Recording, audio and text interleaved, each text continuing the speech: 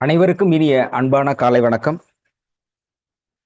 அதாவது நேற்றைய தினம் ஆஹ், நம்ம நிறைய விஷயங்கள் பார்த்தாலும் பர்டிகுலரா கர்மா என்பதனுடைய உள்ளார்ந்த பொருள் என்ன அப்படிங்கிறத பார்த்தோம். எதற்காக அந்த டீட்டெயில் நேற்றுக்கு சொன்னேன் அப்படின்னா, நம்ம இதில் நிறைய பேர் உண்மையில் கர்மாவை பற்றி எந்த அளவுக்கு தெரிஞ்சிருக்கிறாங்க புரிஞ்சிருக்கிறாங்கன்னு தெரியல. ஆனால் கர்மா அப்படிங்கிறது நம்முடைய வாழ்வின் எல்லா பிரச்சனைக்கும் அடிப்படை காரணமாக இருக்கிறது அப்படிங்கிறத எல்லாருமே ஓரளவு இங்க வந்து இருக்கவங்க புரிஞ்சுக்கிறாங்க.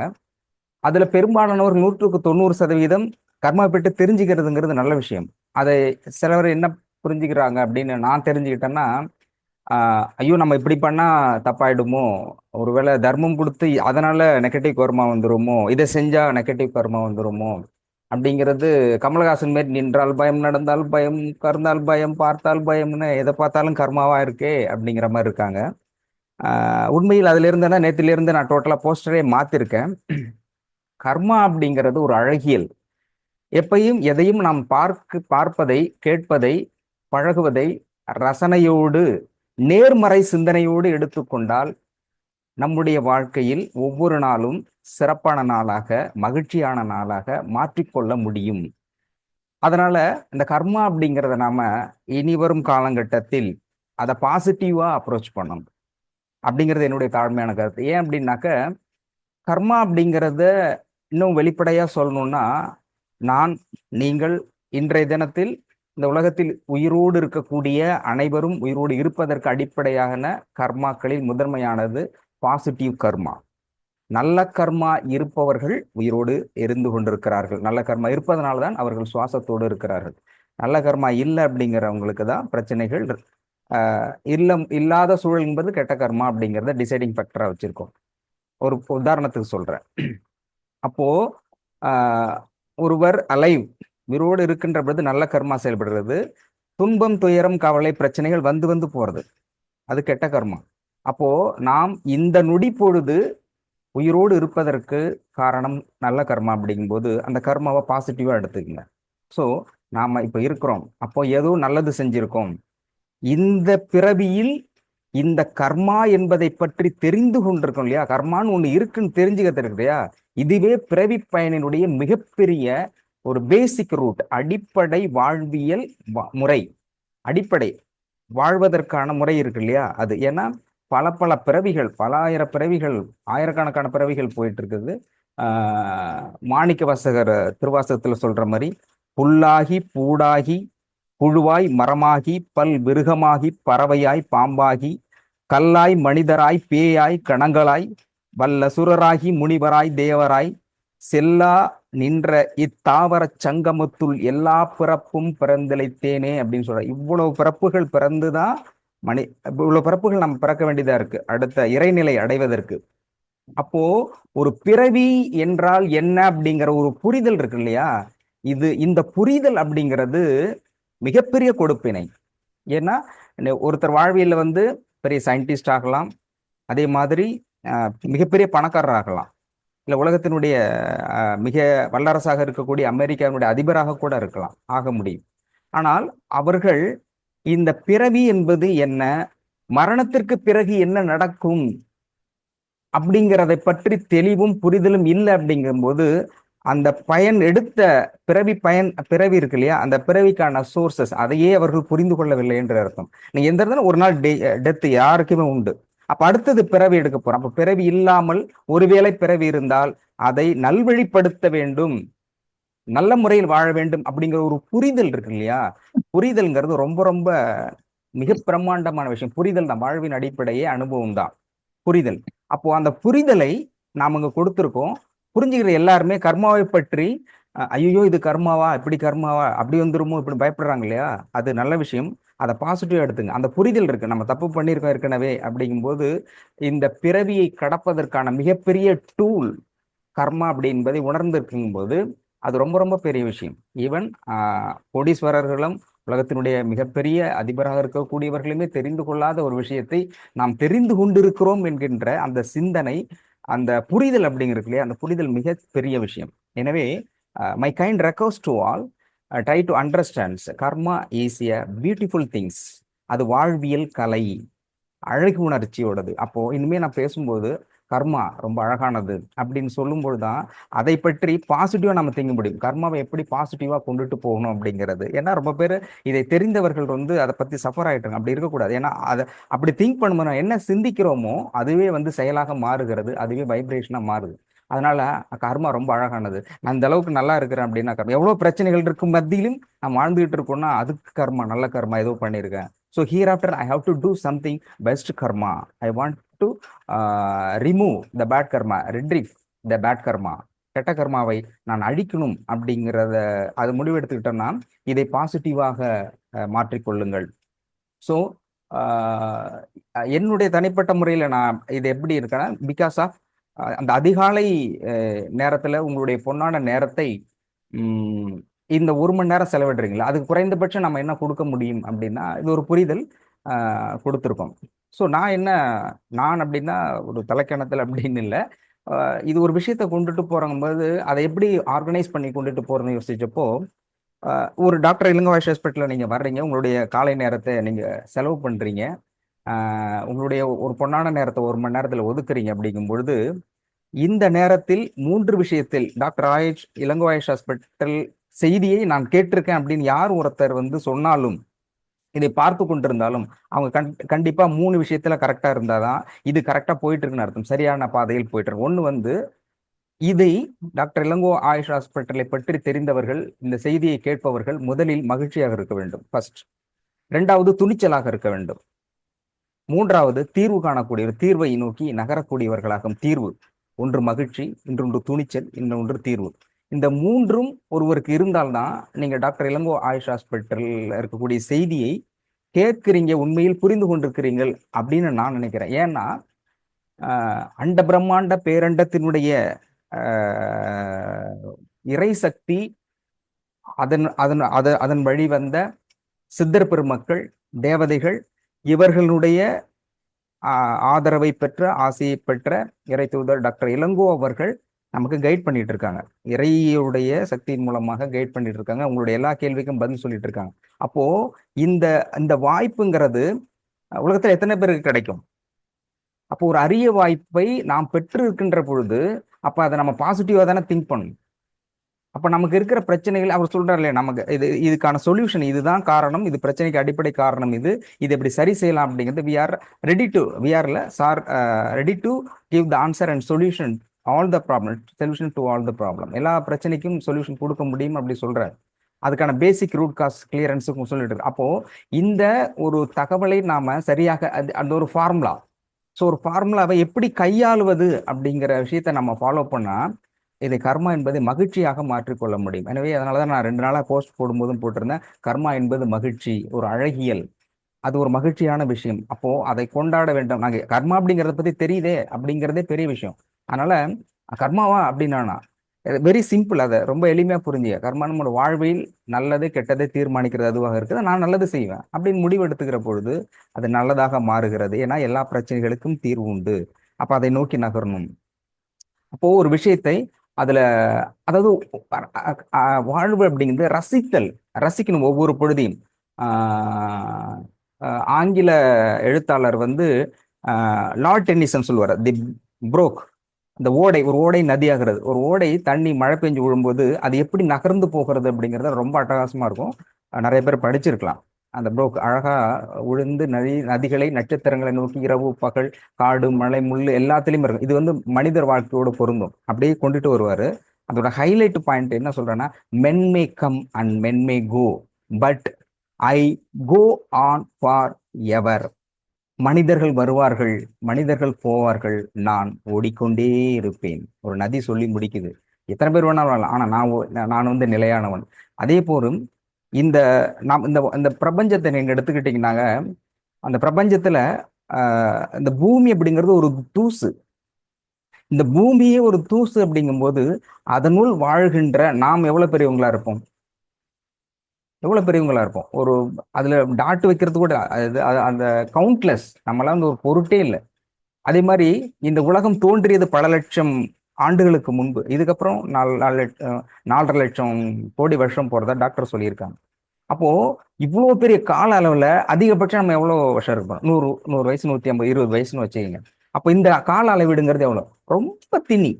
அப்படிங்கிறது கூட அதிகம் அது. அப்ப நம்முடைய வாழ்வு இப்படி நினைச்சு பார்த்தா இவ்வளவு பிரம்மாண்டத்துல இருக்கிற இடங்கிறது ரொம்ப கம்மி. நம்முடைய வாழ்வுங்கிறது ரொம்ப சின்ன, ரொம்ப சின்னது. அப்ப இதுலயே ஏன் கவலைப்பட்டுட்டு இருக்கணும்? நான் இப்போ ஒருத்தர் கவலைப்படுறாங்க, ஏதோ பிரச்சனை, அதை கட் பண்ணி விட்டுடுங்க. ஒருத்தர் இல்ல, பிரேக் பண்ணி விட்டுருங்க. இந்த உலகத்துல ஏதாவது மாறுதல் வந்துட போதா? எதுவுமே வரப்போறது இல்ல. ஒரு தனிப்பட்ட முறையில் ஒருத்தரை என்ன பண்ணாலும் அதனால ஒரு உலகத்துல ஒரு மாற்றம் வந்துடவே கொண்டல. திடீர்னு எம்ஜிஆர் இல்லாம போயிட்டாரு. அதுக்கப்புறம் ஒருத்தர் வந்தாங்க. கருணாநிதி இல்லாம கலைஞர் அவர்கள் இறந்து போயிட்டார். இன்னொருத்தர் வர்றாரு, ஜெயலலிதா அவர்கள். ஒவ்வொரு மரணத்திற்கு பின் வெற்றிடத்தை காற்று நிரப்பிக் கொண்டே இருக்கும். யாரு இருந்தாலும் இல்லை என்றாலும் இந்த உலகம் இயங்கிக் கொண்டே இருக்கும். ஆனால் ஐயோ நான் இப்படி இல்லையே. இன்னும் இன்னும் டீப்பா சொல்லணும்னா, ஒரு ஃபேமிலி இருக்காங்க அப்படின்னாக்கா, என்னோட பொண்ணு, என் பையன், அவங்க இந்த பிரச்சனை அந்த பிரச்சனை, எவ்வளவு பிரச்சனைகள் இருக்கு. எல்லாம் போட்டு குழப்பிட்டு இருக்கு. ஒரு பிரேக் பண்ணுச்சு. ஒரு நெகட்டிவா திங்க் பண்ணக்கூடாது. ஒரு பிரேக் பண்ணு. சப்போஸ் அவர் அந்த இடத்துல இல்லை அப்படின்னாக்கா, அதன் பிறகு அவர்கள் தன்னுடைய வாழ்வை நகர்த்தி கொண்டுதான் இருப்பார்கள். யாரு இல்லைன்னாலும் எதுவுமே நின்றே விடாது. அப்படின்னு இவங்க இல்லை, ஐயோ ஸ்டாப் அப்படிலாம் கிடையாது. அந்த நேரம், அந்த இருப்பு என்பது மறைந்து விடுகின்ற பொழுது சில கஷ்டம் இருக்கும். ஏன்னா இங்க இருக்கிற எல்லாருக்குமே சிலருக்கு வந்து தன்னுடைய தாய் இருந்திருப்பாங்க, இப்ப இல்ல. அம்மா இருந்திருப்பாங்க, இல்ல. அது அப்பா இருந்திருப்பாங்க, இல்ல. நெருக்கமானவர் இருந்திருப்பாங்க. ஒவ்வொரு இழப்பையும் நான் சந்திச்சு வந்துட்டு இருக்கும். அவங்க இருந்தனால அந்த நேரம் துக்கமா இருக்கும், கஷ்டம். எப்பயா நினைக்கும் போது வருத்தமா இருக்கும். ஆனால் அதுக்காக எல்லாமே நின்றுடுச்சான்னா இல்ல. அப்போ துயரங்கள் வந்து கொண்டுதான் இருக்கும். ஆனாலும் நாம் அந்த நதியை போல நகர்ந்து கொண்டே இருக்க வேண்டும். மென்மை கம், மென்மை கோம். But I go on for ever. நான் எப்போதும் நடந்து கொண்டே இருப்பேன். நம்முடைய வாழ்விலும் நிறைய பேர் வருவாங்க, நிறைய பேர் போவாங்க. நிறைய பேர் கஷ்டம் கொடுப்பாங்க, இன்பம் கொடுப்பாங்க, துன்பம் கொடுப்பாங்க. நகர்ந்து கொண்டே இருக்கணும். நம்ம நகர்ந்து கொண்டே போயிட்டு இருக்கோம்.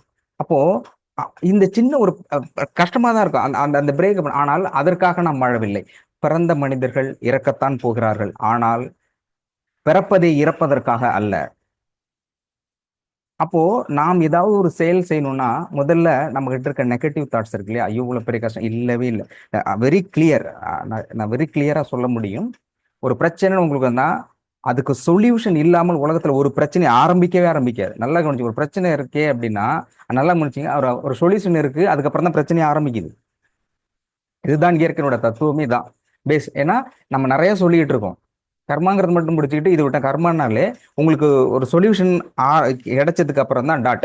100 போட்டதுக்கு அப்புறம் தான் ஒன்னே ஆரம்பிக்குது. ஒன்னுலேருந்து போனால் 100 முடிக்கிறேன்னா இருக்கு. அப்போ 100 போட்டுட்டு தான் 1 2 3 அதுல நம்பர் சேஞ்ச் ஆகிட்டே இருக்கு. நீ கரெக்டா பாயிண்ட் விட்டு 1 போட்டு 2 0 போட்டீங்கன்னா முடிஞ்சுது. அப்போ அந்த 1 போட்டு 2 0 போடுறது இருக்கு இல்லையா? இதை கண்டுபிடிப்பது தான் உங்களுடைய வாழ்க்கையில் இருக்குது. அதுதான் அனுபவம் அப்படிங்கிறது. அப்போ உங்களுக்கான அனுபவம் இங்க வர்றீங்க, கவனிக்கிறீங்க அப்படின்னா இந்த அனுபவம் எதை நோக்கி இருக்கணும் அப்படின்னாக்க மகிழ்ச்சியை நோக்கி தான் இருக்கணும். திரும்பவும் சொல்றேன், சப்போஸ் இங்க வர்றீங்க அப்படின்னா அந்த நேரத்தை, நீங்கள் பொன்னான நேரத்தை செலவிடுகின்ற பொழுது நீங்கள் கற்றுக்கொண்டது எதுவாக இருக்க முடியும்னா முதல்ல மகிழ்ச்சியா இருக்கணும். எந்த சூழல் இருந்தாலும் மகிழ்ச்சியா இருக்கணும். ரெண்டாவது துணிச்சலா இருக்கணும். அடுத்தது தீர்வை நோக்கி நகரணும். எந்த பிரச்சனையும் தீர்வு இருக்குன்னா அதை நோக்கி நகர வேண்டும். நான் அது தலைக்கணத்துல சொல்லலை, டாக்டர்கிட்ட கேட்டிருக்கு. அந்த காமன் அஜெண்டான்னு இருக்கு, இவ்வளோ மன்னிப்பு இருக்கு இல்லையா? இது காமன் அஜெண்டான்னு ஒன்று இருக்கு. அதை போட்டுட்டு அதில் கரெக்ஷன் பண்ணிட்டு சார் சொன்ன பிறகு இங்க இருக்கிற கிறிஸ்டல் வாங்குறவங்க, மெடிசல் வாங்குறவங்க, வாங்காத அத்தனை பேருக்குமே அதை டிக்ளேர் பண்ணிட்டு ஷுட் ஃபாலோ. ஒரு பிரச்சனையா 48 days போட்டுக்கோ, அந்த பிரச்சனைக்கான காரணம் சொல்யூஷன் என்ன, அதை 48 நாட்டில் சேலஞ்ச் பண்ணி அதை முடிக்கணும் அப்படிங்கிற ஒரு கான்ஃபிடென்ட்ல எனக்கு என்னால் முடியும். என்னாலன்னா நான் தனிப்பட்ட முறையில கர்வத்தோட சொல்லலை. ஏன்னா இவ்வளவு பெரிய துணை இருக்கின்ற பொழுதும் கூட அதை ஒருவர் பயன்படுத்திக்க முடியலன்னா அப்புறம் வேற எப்படி பயன்படுத்தும்? கோயிலில் போய் டைரக்டா போய் கும்பிட்டதுனால எந்த கடவுளா இது வரைக்கும் கொடுத்துருக்காங்களா? இல்லை. உங்களுடைய மனம்தான் அது ஒரு சாட்டிஸ்ஃபைடை கொண்டு வர தவிர எந்த கடவுளும் கடவுள் மேல் குற்றம் சொல்லலை. உங்களுக்கான பிரச்சனைக்கு நீங்க தான் தீர்வு காண முடியும். அப்போ அந்த அந்த தீர்வை எப்படி காண வேண்டும் என்பதற்கான ஃபார்முலா கொடுக்கும்போது அதை நீங்க இம்ப்ளிமெண்ட் பண்ணுங்க. அதுல உங்களுக்கு பிரச்சனைகள் வருது, சரி செய்ய முடியலன்னா அதை நம்ம சொல்லுவோம்.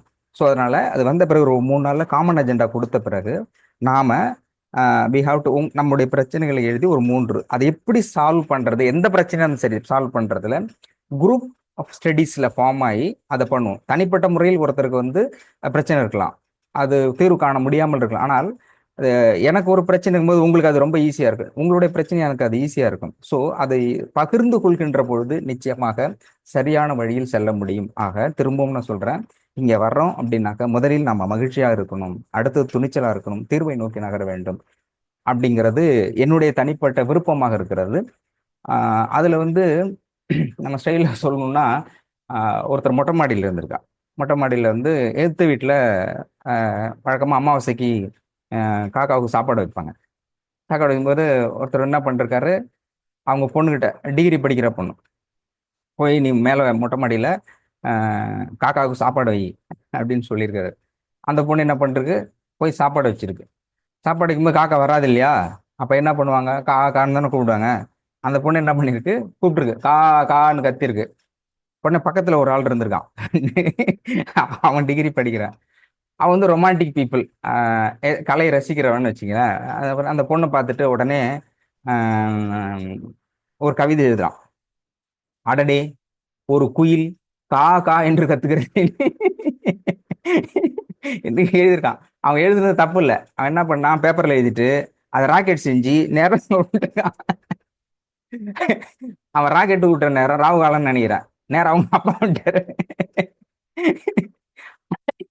அப்பா வந்துட்டாரு. நேரம் அவர் காலில் போய் விழுந்திருக்கு. அவர் உடனே எடுத்து படிச்சு பார்த்துருக்காரு. பார்த்த உடனே அதுல எழுதிருக்கு, அடடே, ஒரு குயில் காக்கா என்று கூப்பிடுறது, இது யாரா இதுன்னு திரும்பி பார்த்தா அவன் ஓடிட்டு இருக்கான். கூப்பிடணும், எங்க வா அப்படின்னு. இது எழுதுந்து யாரு? நான் இல்லை அங்கிள். பின்ன யார் எங்க இருந்து வந்தது என்னன்னா, அது பேப்பர் தான் அங்கிள், நீ முதல்ல இந்த பக்கம் வான்னு கூப்பிட்டுருக்காரு. அங்க போனோடனே அவங்க அம்மாவும் அப்பாவும், அந்த பொண்ணோட அம்மா அப்பாவும் சொல்லிருக்காங்க, இது என்ன இது? அது பேப்பர் அங்கிள், பேப்பர்னு தெரியுது, அதுல என்ன எழுதியிருக்காரு? நான் எழுதல அங்கிள். நீ எழுதுனியா இல்லையா, அது எதுக்கு இருக்கு? இது மாதிரி இந்த மாதிரிலாம் வச்சுக்க கூடாது, என்ன தொலைச்சிருந்து வச்சுன்னு. இல்லைன்னா உங்க அம்மாட்ட கம்ப்ளைண்ட் பண்ணு, உங்க அப்பாட்ட கம்ப்ளைண்ட் பண்ணு. இல்லை சார், அரே அங்கிள், நான் பண்ண மாட்டேன்னா மிரட்டினோடனே அவன் ரொம்ப நைட்டு ஃபுல்லா அப்செட் ஆயிட்டு அதை விடல. அடுத்த நாள் அவன் பாசிட்டிவா திங்க் பண்றான். திரும்ப அடுத்த நாள் காலைல வந்து ஏ, கவிதை கவிதை எழுதுறான். அவன் எழுதுறான்னா, அது எப்படி இரண்டு எருமை அது எப்படி இரண்டு எருமை மாடுகளுக்கு ஒரு குயில் பிறந்தது? அடனே,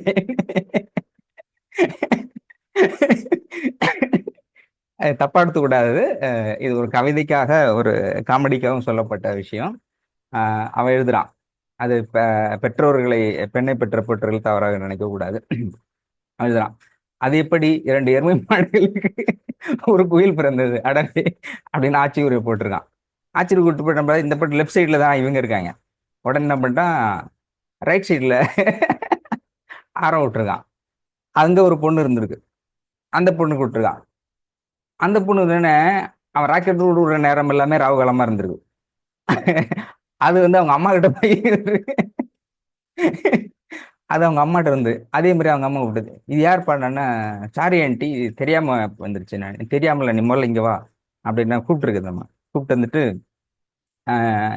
ஏற்கனவே ஒருத்தன் ராக்கெட் விட்டு தான் நாங்க டிரான்ஸ்ஃபர் இங்க வந்திருக்கோம், நீ ஆரம்பிக்காத அப்படின்னோடனே, சாரி ஆண்டின்னு நான் பண்ண மாட்டேன், மன்னிச்சிங்க அப்படின்னு. அப்புறம் அந்த அம்மா சொல்லி, அவங்க டீச்சர், டீச்சர்னா எப்பயுமே கிளாஸ் எடுக்கிறது அவங்களுடைய இயல்பான குணம். அவங்க என்ன சொல்லியிருக்காங்க, படிச்சு பார்த்துட்டு, ரொம்ப அழகா நீ கவிதை எழுதுற அப்படின்னு இருக்காங்க. அப்படியா அப்படின்றாங்க. எஸ், ரொம்ப நல்லா எழுதிருக்க, ஆனா நிறைய ஸ்பெல்லிங் மிஸ்டேக் இருக்குது. ஸ்பெல்லிங் மிஸ்டேக் இருக்கு. இந்த ஸ்பெல்லிங் மிஸ்டேக்லாம் கரெக்ஷன் பண்ணிட்டு நீ எழுதுற கவிதையை டெய்லி தொகுப்பா போடு, அழகா எழுது. இது அதாவது இளைஞர்களாக இருக்கட்டும், உலகத்தில் இருந்த ஒவ்வொரு, நான் ஏற்கனவே பல முறை எனக்கு என்னுடைய சிற்றறிவு கேட்டிய வரை நிறைய விஷயங்கள் சொல்லியிருக்கேன். ரொம்ப சின்ன எறும்புல இருந்து, அதனுடைய அமீபாவில இருந்து, ஒரு செல் உயிரிலிருந்து பல செல் உயிர்கள் வரை, எல்லா உயிரினங்களுக்கும் யூனிக், தனித்துவமான பண்புகள் இருக்குது. அதுக்குன்னு ஒவ்வொரு இதுக்கும் ஒவ்வொரு தனித்துவமான பண்புகள் இருக்குது, கேரக்டர் இருக்குது. அதனால எதுவுமே உலகத்துல ரொம்ப ஒன்றை விட ஒன்று தாழ்ந்தது அப்படின்லாம் இல்லை. ஒன்னொன்னுக்கும் சிறப்பு பண்புகள் இருக்கு. அதை தெரிந்து கொண்டு நாம முதல்ல அதுக்கு ரெஸ்பெக்ட் கொடுக்கணும். ஈவன் கொசு கடிக்குதுன்னா கூட கொசுக்கு தனி கேரக்டர் இருக்குது. இப்போ நம்ம அடிக்கிறோம்னா, அடிக்கிறதுக்கு முன்னாடி அது எப்படி ஃப்ளை பண்ணுதுன்னா, நம்ம அந்த மூவ்மெண்ட் இருக்கு இல்லையா, இந்த மூவ்மெண்ட் இருக்கும்போது ஆப்போசிட்ல தான் அது பறக்கும். அதே மாதிரி கடிக்கிறது எல்லாமே பெண் கொசுக்கள் தான், ஆண் கொசுக்கள் கிடையாது. ஏன்னா அது முட்டையிடுவதற்காக தான் ரத்தத்தை எடுக்கு தவிர குடிக்கிறதுக்கு அல்ல. சாப்பாடு வேற, முட்டையிடு தன்னுடைய இணை விருத்திக்காக அதை எடுத்துக்குது. அப்போ சின்ன சின்ன உயிரினங்கள், சின்ன சின்ன விஷயங்கள் எல்லாத்துலயுமே அழகியல் இருக்குது, அதுக்கான தனித்துவம் இருக்குது. அப்போ அந்த அம்மா, அந்த டீச்சர் வந்து அவனுக்கு அட்வைஸ் பண்ணியிருக்காங்க, நீ நல்லா எழுது, கவிதை எழுது, திருத்துங்க அப்படிங்கும்போது அதன் பிறகு நிறைய கவிதை எழுதியிருக்கிறான். அதுக்கப்புறம் திருத்தப்பட்டிருக்கிறது. அது எதுக்காக சொல்லனா, ஒவ்வொருத்தரும் தன்னுடைய இருப்பை தக்க வைத்துக் கொள்ள வேண்டும், வெளிப்படுத்த வேண்டும். இந்த உலகத்துல எல்லாருமே நினைப்பாங்க. எல்லா மனிதர்களும் தான் எப்படி இருக்கிறேன் அப்படிங்கிறதும், தன்னை பற்றி இப்போ ஒரு பெரிய ஸ்டேஜ் இருக்குன்னா, ஸ்டேஜ்ல பயமா இருக்கலாம், போகாம இருக்கலாம், பேசலாம். ஆனாலும் ஸ்டேஜ்ல தன்னுடைய நாம் ஏறி நம்மளை எல்லாரும் பார்த்து கை தட்டணும் அப்படின்னு எல்லாருமே ரசிப்பாங்க, நினைப்பாங்க. மேபி எல்லாராலையும் ஸ்டேஜ் ஏற முடியாது, எல்லாராலையும் சக்சஸ் பண்ண முடியாதுன்னு இருக்கலாம், ஆனால் எல்லாரும் முடியும். ஆனாலும் கூட இந்த இடத்துல போயிட்டு இங்க வாங்க கைத்தட்டி உங்களுக்கு ப்ரைஸ் கொடுக்குறேன் அப்படின்னா எல்லாருமே ரசிப்பாங்க. ஏன்னா எல்லா உயிர்களும் தன்னை பாராட்ட வேண்டும் என்று எதிர்பார்க்கிறது. அதனாலதான் நம்ம ரைட்டப்ஸ்ல எழுதும்போது, பாராட்ட தயங்காதீர்கள், பாராட்டுக்கு மயங்காதீர்கள். நீங்க மத்தவங்களை எல்லாரும் பாராட்டுங்க. ஆனா உங்களை யாராவது ஐஸ் வைக்கிறாங்க அதுல நீங்க நீங்க ஜாக்கிரதையா இருந்துக்கணும். அப்போ யாராவது இருந்தாலும் சின்ன ஒரு appreciation is most important for every one. எல்லாத்துக்குமே அது ரொம்ப முக்கியம் அப்ரிசியேஷனுக்கும் போது. அப்போ அந்த அப்ரிசியேஷன் கிடைக்காத போது, ஏன்னா நான் வந்து சென்னையில் டிபேட் எடுக்கும்போது அடிக்கடி சென்னையில் கல்லூரியில் வந்து பஸ் டே கொண்டாடுவாங்க. அந்த கத்தியை வச்சுக்கிட்டு போகிறது, பஸ்ஸில் எல்லாத்தையும் மிரட்டுறது, ப்ளஸ் வந்து ட்ரெயினில் வந்து அந்த காலேஜ் போகிற டைம் பயங்கரமாக சத்தம் இருக்கும். ஆர்ட்ஸ் அண்ட் சயின்ஸில் தான் கவர்மெண்ட் காலேஜ் பீப்புள் மேக்ஸிமம் அந்த பிரச்சனை அடிக்கடி நடந்துகிட்டு இருந்தது. ஸோ அப்போ நான் வந்து என்ன பண்ணேன், வருஷம் வருஷம் இது நடந்துகிட்டு இருக்கு, தொடர்ச்சியாக நடந்துகிட்டு இருக்கு.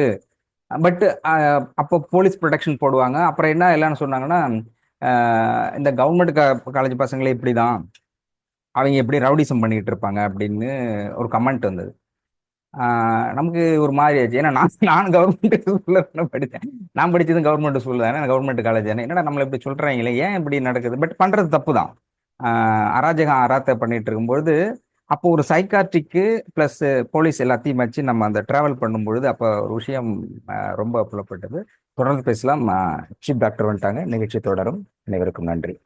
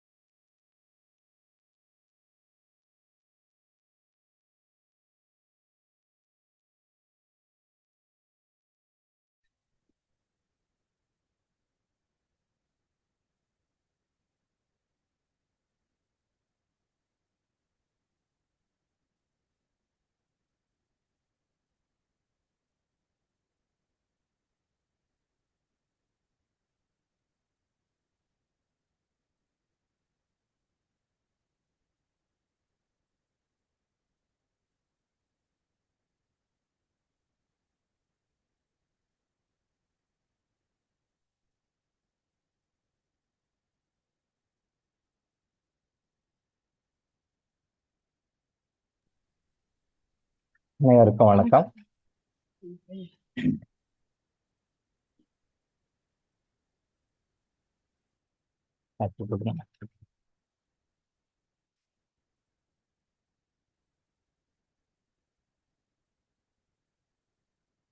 ஒரு சகோதரி கேட்டிருக்காங்க, does பில்லி சூன்யம் really exist or is it our past karma coming back to us? Does பில்லி சூன்யம் really exist? Is it our past karma coming back to us? அதாவது பில்லி சூன்யம் 100% உண்மை, அது பொய் கிடையாது. இந்த பில்லி சூன்யம் உலகம் முழுவதுமே இருக்கு, நாட் ஒன்லி இந்தியா. நான் நடிச்சிட்டு இருந்தேன் இது இந்தியாவில் மட்டும்தான் இருக்கு, வேற எங்கேயுமே கிடையாது, உலகத்தில் எங்கேயுமே கிடையாது, இந்தியாவில் மட்டும்தான் இருக்கு அப்படின்னு நான் நினச்சிட்டு இருந்தேன். அப்போ என்னுடைய குருமார்கள் உணர்த்தி காட்டினாங்க, நிறைய எக்ஸாம்பிள்ஸ் எல்லாம் நிறைய ஃபாரின் கண்ட்ரில எல்லா கண்ட்ரிலே இருக்கு அப்படின்னு சொல்லி அதை ப்ரூவ் பண்ணி எனக்கு காட்டினாங்க. உண்மை பில்லி சூன்யம் அப்படின்றது என்ன அப்படின்னா, ஏதோ ஒரு விஷயம் அவங்க உங்களுக்கு பிடிக்கல, அப்போ டைரக்டா மோதுவாங்க, இன்டைரக்டா மோதுவாங்க. நம்ம ஏற்கனவே மன்னிப்பு அறிக்கை படிச்சிருக்கோம், நேர்முக எதிரிகள்னு சொல்லியிருக்கோம், மறைமுக எதிரிகள்னு சொல்லியிருக்கோம். எல்லாருக்குமே இந்த எதிரிகள்னு இருப்பாங்க. லைஃப்ல எவ்வளவு கூட நாம எதிரிகள் இல்லாம இருக்கிறோமோ அவ்வளோக்குள்ள நம்ம ஹாப்பியா இருப்போம், சந்தோஷமாக இருப்போம். எதிரிகள்ன்றத லைஃப்ல வச்சுக்கூடாது, அதை நீங்க மைண்ட்ல வச்சுக்கோங்க. எதிரிகள் அப்படின்னு நம்ம லைஃப்ல இருக்கவே கூடாது. பட் அது இருக்கு. பட் நம்ம லைஃப்ல maximum as for us possible, as much as possible எவ்வளவு நம்மளால முடியுமோ அவ்வளோ எதிரிகள் இல்லாமல் இருந்து கொள்ள வேண்டும். அதுக்கு தகுந்த மாதிரி நீங்க உங்களுடைய வாழ்க்கை முறையை மாத்திக்கணும். எதிரிகளை வச்சுக்கூடாது. அதை நம்மளையும் மீறி சில கர்மாக்கனால, பாஸ்ட் லைஃப் கர்மானால வந்தது அப்படின்னா அது ஹவு டு ஹேண்டில் இட்னு தெரியும். அந்த எதிரிகளை எப்படி ஹேண்டில் பண்றதுன்னு தெரியும். அந்த எதிரிகளை ஹேண்டில் பண்றதுக்கு மிக முக்கியமான ஒரு சொல்யூஷன், மிக முக்கியமான ஒரு தீர்வு, ஒரே தீர்வு, மிக முக்கியமானது அது, இதுலேயே ஒரே ஒரு தீர்வு. அது என்னன்னா மன்னிக்கிறது தான். மன்னிக்கிறது மட்டும்தான் ஒன்லி சொல்யூஷன். அதை விட்டுட்டு வெளில போயிட்டு அவங்களுக்கு கவுண்டர் கொடுக்குறது. அவங்க செஞ்சுட்டாங்களா உடனே ஆப்போசிட்டா இங்க கவுண்டர் கொடுக்குது, அவங்க செஞ்சுட்டாங்களா இவங்க உடனே கவுண்டர் கொடுக்குது. இப்படி கவுண்டர் கொடுக்கறதோ, இந்த பொள்ளாச்சி பக்கத்துல இது ஒரு கோயில் இருக்கு, மாசாணி அம்மன் கோயில். அந்த கோயிலில் போயிட்டு எதிரியை நேர்ந்துக்கிட்டு வருவாங்களாம். அவன் அப்படி ஆயிடணும், இப்படி ஆயிடணும், அந்த மாதிரி ஆயிடணும், இந்த மாதிரி ஆயிடணும்னு சொல்லிட்டு நேர்ந்திட்டு வருவாங்களாம். இதை பற்றி நம்ம ஏற்கனவே வீடியோலையும் பேசியிருக்கோம். மாசாணி அம்மன் கோயிலில் போயிட்டு எனக்கு ஒருத்தன் ஆகாதவன், அவனுக்கு பனிஷ்மெண்ட் கொடு, அவனுக்கு இதை கொடு அதை கொடு அப்படின்னு சொல்லிட்டு போயிட்டு இதை மிளகா பொடி தீவி ஏதோ பண்ணிட்டு வருவாங்கன்னு சொல்லி கேள்விப்பட்டிருக்கேன். அது முழுக்க முழுக்க தவறு. ஒரு தெய்வம் ஒருத்தனை போய் நீ அடி, ஒருத்தனை போய் பண்ணு அப்படின்னு சொல்லி சொல்லுது அப்படின்னு சொல்லி சொன்னா அது தெய்வம் என்று எப்படி எடுத்துக்கொள்ள முடியும்? எப்படி எடுத்துக்கொள்ள முடியும்? மாசாணி அம்மனுக்கு நீங்க ஒரு பனிஷ்மெண்ட் கொடுக்கணும்னு நீங்க போய் சொல்றீங்களே, அவரும் ஒரு கடவுள் தான், நீங்களும் ஒரு கடவுள் தான். கடவுள் ஒரு குழந்தைய எப்படி பார்ப்பார்? ஒரு கண்ணில் சொன்னாம்போ ஒரு கண்ணில் வெண்ணைங்க வைப்பாரா? அது மனிதனத்துல இருக்கிற தாய்மார்கள் வைப்பாங்க, தந்தைமார்கள் வைப்பாங்க. இப்ப இருக்கிற காலகட்டத்தில் கலியுகத்தில் இருக்கிற அப்பாக்கள் அம்மாக்கள் அப்படி செய்வாங்க. பட் கடவுள் அப்படி செய்ய மாட்டார். ஸோ பில்லி சூன்யம்ன்றது 100% உண்மை.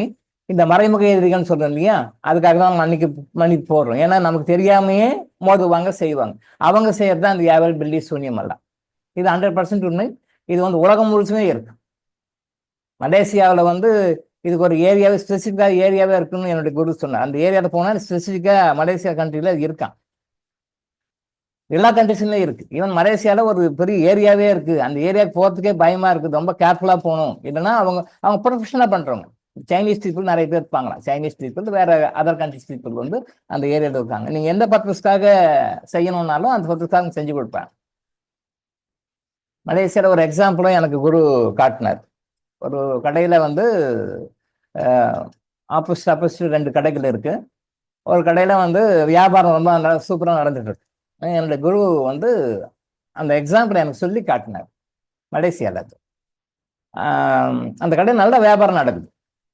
ஆனால் குவாலிட்டி கம்மியாக இருக்கு, ரேட்டு அதிகமாக இருக்கு. குவாலிட்டி கம்மியாக இருக்கு, ரேட்டும் அதிகமாக இருக்கு. அப்போ அந்த இடத்துல வியாபாரம் நல்லா இருக்கு. இவர் போகும்போது கிளைன் வாய்ஸில் பார்த்துருக்காரு, இந்த கடையில் மட்டும் ஏன் வியாபாரம் நல்லா நடக்குது அப்படின்னு சொல்லி கிளைன் வாய்ஸில் பார்த்துட்டு இருக்காரு.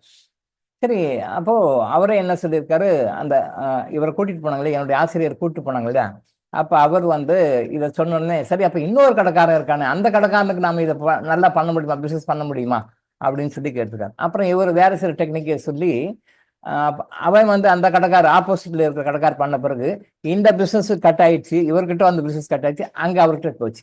தட் இஸ் அவர் வந்து நேர்மையாக நியாயமான தர்மமாக ஒரு 10% மார்ஜின் வச்சு ப்ராஃபிட் பண்றவர் அவர். அப்ப அவருக்கு வியாபாரத்தை இவர் மாத்தி கொடுத்தார். இந்த எக்ஸாம்பிள் நிறைய எக்ஸாம்பிள் சொல்லிருக்காரு, இது ஒரு உதாரணமா சொன்னேன். அப்போ இப்ப இந்த அதிக விலை வித்தவர் இந்த மாதிரி வந்து பட் கூட்டம் ரஷ் நிறைய வந்து பிசினஸ் கை கால் வராத பிசினஸ் அவருக்கு. அவர் என்ன பண்ணாருன்னா, அவர் அந்த சைனீஸ் ஒரு சைனாக்காரர் அவர் மூலமாக சில விஷயங்களை அந்த கடைக்கு பண்ணி வச்சிருக்காரு. அதனால அது நடக்குது. இது பாசிட்டிவா பண்ணிக்கிறாரு வச்சுங்க, அவர் பிசினஸ் அவர் வர்றதுக்காக பண்ணிக்கிறார், அது தப்பில்லை. பட் அடுத்த பிசினஸ் அவர் கெடுக்கல. ஆனா இங்க என்னுடைய குரு என்ன உதாரணம் காட்டுறாருன்னா, இந்த மாதிரி நல்ல விஷயத்தை பண்ண முடியும். அப்ப இவர் தன்னுடைய வியாபாரத்தை அதிகம் பண்ணுவதற்காக சில மாந்திரிக விஷயங்களை பயன்படுத்தி வியாபாரத்தை அதிகம் பண்ணிக்கிறார். அப்போ ரேட் ஜாஸ்தியா இருந்தாலும் கஸ்டமர்ஸ் வராங்க. பட் இன்னொருத்தர் வீக்கா இருக்கிறாரு, அவர் நியாயமா தர்மம் பண்ணாலும் அவருக்கு பிசினஸ் இல்லை. அப்போ அந்த மாந்திரிகத்தை எப்படி பயன்படுத்துவது அப்படின்னு சொல்லி பயன்படுத்தி அவருக்கு நல்ல பிசினஸ் வர வைக்கிறாங்க. பட் இவரோட பிசினஸ் கெடுக்கல, நல்லா பார்த்துக்கோங்க, திரும்ப நல்லா நோட் பண்ணிக்கணும். ஏற்கனவே செஞ்சுட்டு இருக்கிற பிசினஸ் கெடுக்கல, வியாபாரம் இல்லாம கஷ்டப்பட்டுட்டு இருக்கிற, ஆனா நேர்மையாக தர்மமாக இருக்கிறவங்க அந்த மாந்திரிகத்தை பயன்படுத்தி எப்படி உங்க பிசினஸ் நல்லா இன்க்ரீஸ் பண்ணணும்னு சொல்லிட்டு இன்க்ரீஸ் பண்ணி கொடுத்து அப்ப இவரை மாதிரி அவரையும் கொண்டு வந்து கொடுத்தாங்க. மலேசியா நடந்த விஷயம், இது உண்மையான விஷயம்.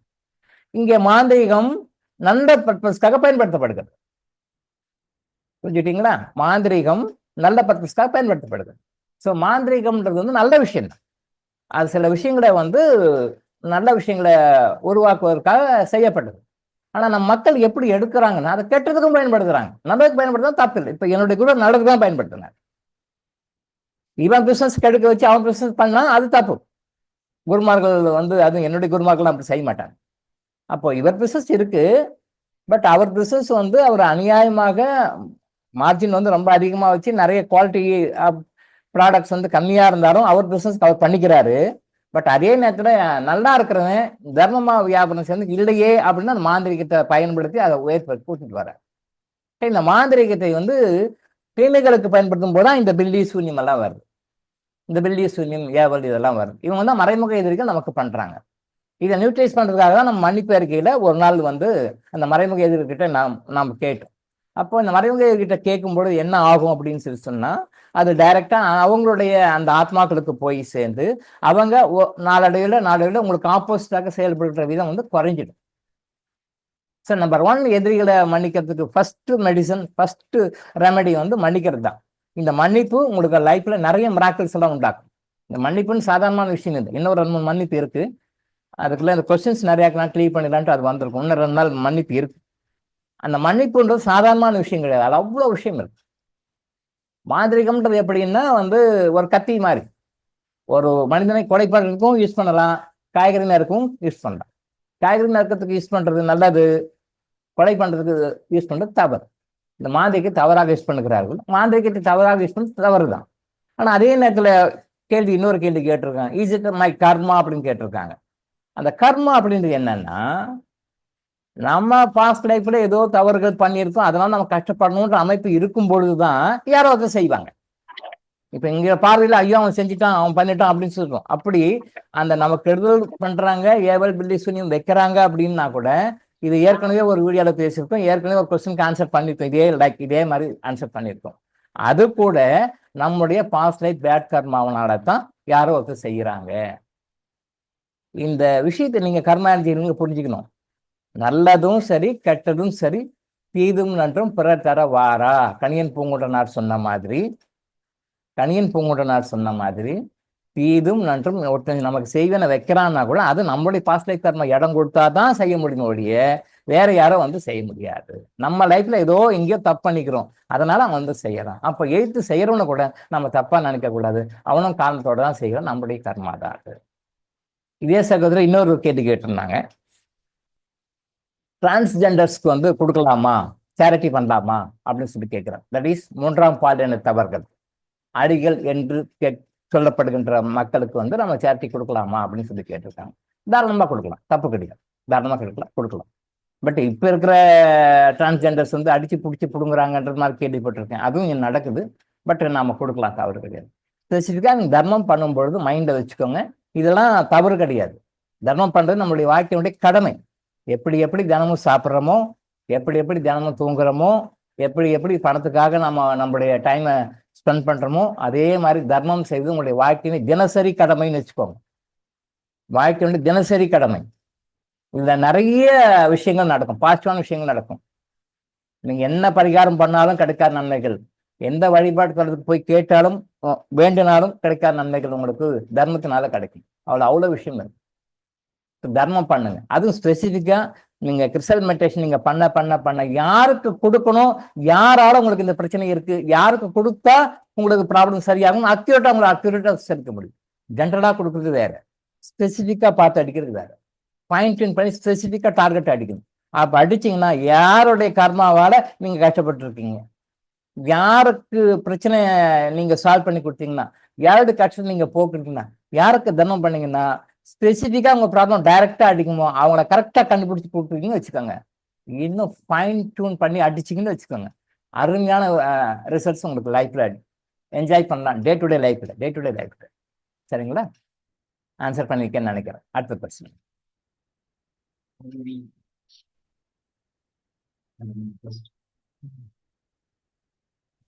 கோழி, மீன், ஆடு, கரப்பான், பல்லி, எறும்பு இப்படி பல உயிர்கள் இறப்புக்கு காரணமாக இருந்துள்ளேன்.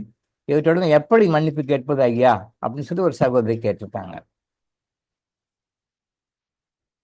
கோழி, மீன், ஆடு, கரப்பான், பல்லி, எறும்பு இப்படி பல உயிர்கள் இறப்புக்கு காரணமாக இருந்துள்ளேன். இவற்றிடம் எப்படி மன்னிப்பு கேட்பது அப்படின்னு சொல்லி கேட்டிருக்காங்க. இந்த கோழி, மீன், ஆடு, கரப்பான், பல்லி, எறும்பு இவங்களெல்லாம் வந்து நமக்கு ஈக்குவலான உயிர்கள் நம்ம நினைச்சோம் அப்படின்னு சொல்லி சொன்னா தவறுகள் செய்ய மாட்டோம். இவங்கெல்லாம் நம்மள மாதிரி இன்னொரு உயிர்கள், நாமளும் இதுக்கு முன்னாடி இதே மாதிரி பல பிறகுகள் எடுத்து வந்திருக்கோம் அப்படின்னு சொல்லி நீங்க அந்த உணர்ந்தீங்க அப்படின்னு சொல்லி சொன்னா அடுத்தவங்களுக்கு நீங்க மனசாலும் கெடுதல் நினைக்க மாட்டீங்க, நான் சாப்பிட மாட்டீங்க, எந்த உயிரையும் வந்து கஷ்டம் கொடுக்க மாட்டீங்க, முடிஞ்ச வரைக்கும் யாருக்கும் எதுவும் பண்ண மாட்டீங்க. குரு எங்களுடைய ஒரு நாள் ஒரு சண்டேல ஒரு கிளாஸ் எடுக்கும் பொழுது அவர் சொன்னாரு, ஜென்ரலா பாம்புன்னா அடிக்கும் இல்லையா, பாம்புனா உடனே அடிக்கும். அப்ப அவர் சொன்னாரு, பாம்பை கூட அடிக்காதீங்க அப்படின்னாரு. எல்லாரும் எழுந்து உட்கார்ந்தோம். ஏன்னா அந்த சொன்ன உடனே அந்த 40 பேரும் கிளாஸ்ல எல்லாருமே அப்படி எழுந்துட்டோம். அப்போ ஒருத்தர் கேட்டாரு, பாம்பு வருது, பாம்பு போய் அடிக்கூடாதுன்னு சொல்றீங்களா, எப்படி ஐயா நியாயமா அப்படின்னு சொல்லி கேட்டார்.